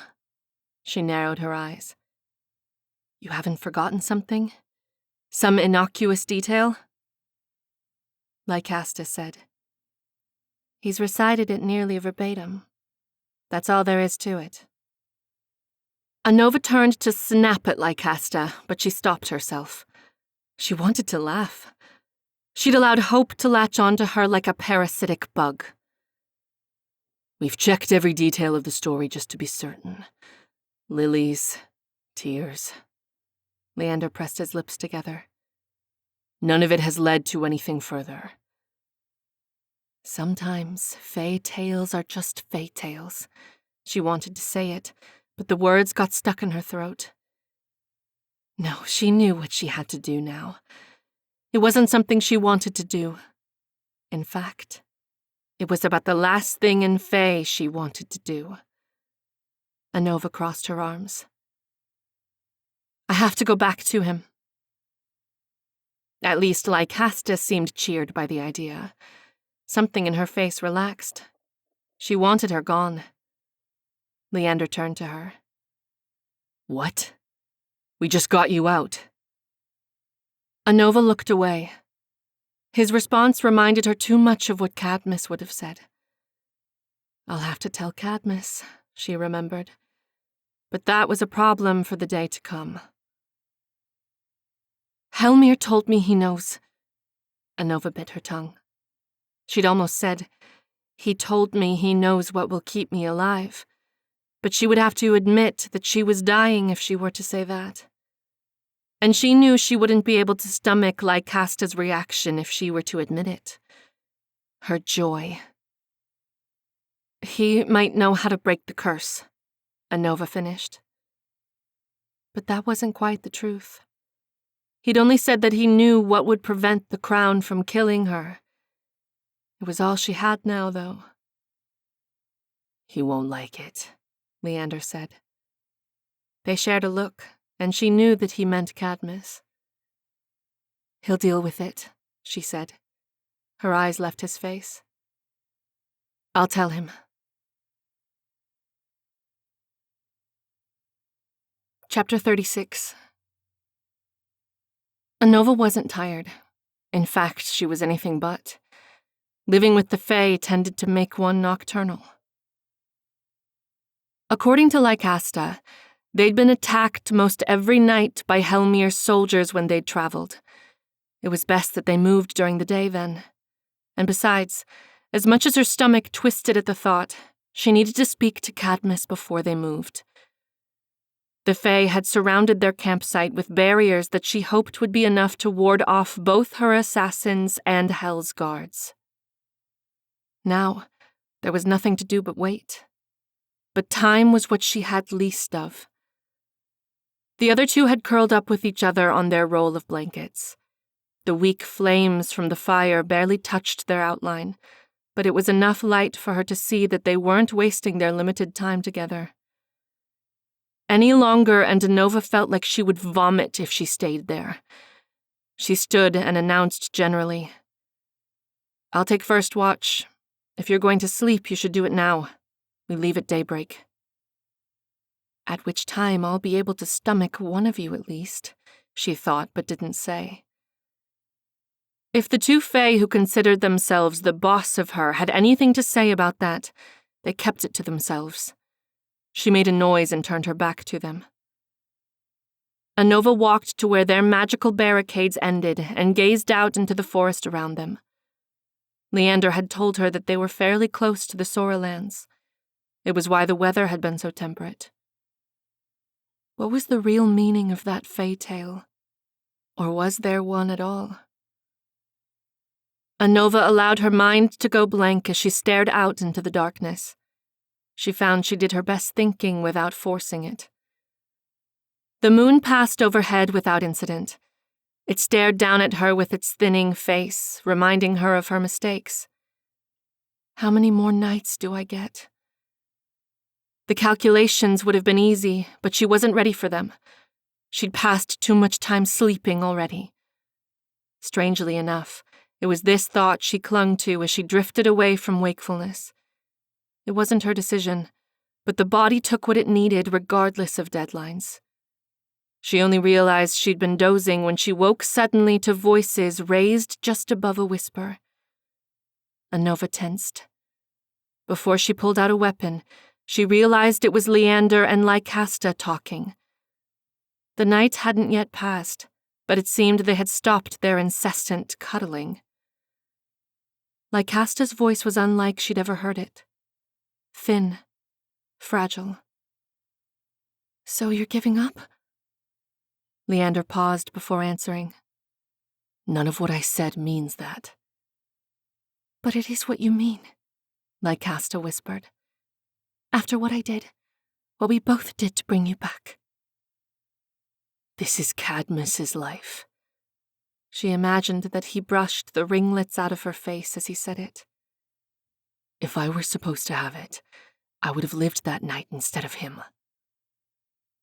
Lycasta's voice was so quiet she barely heard what she said next.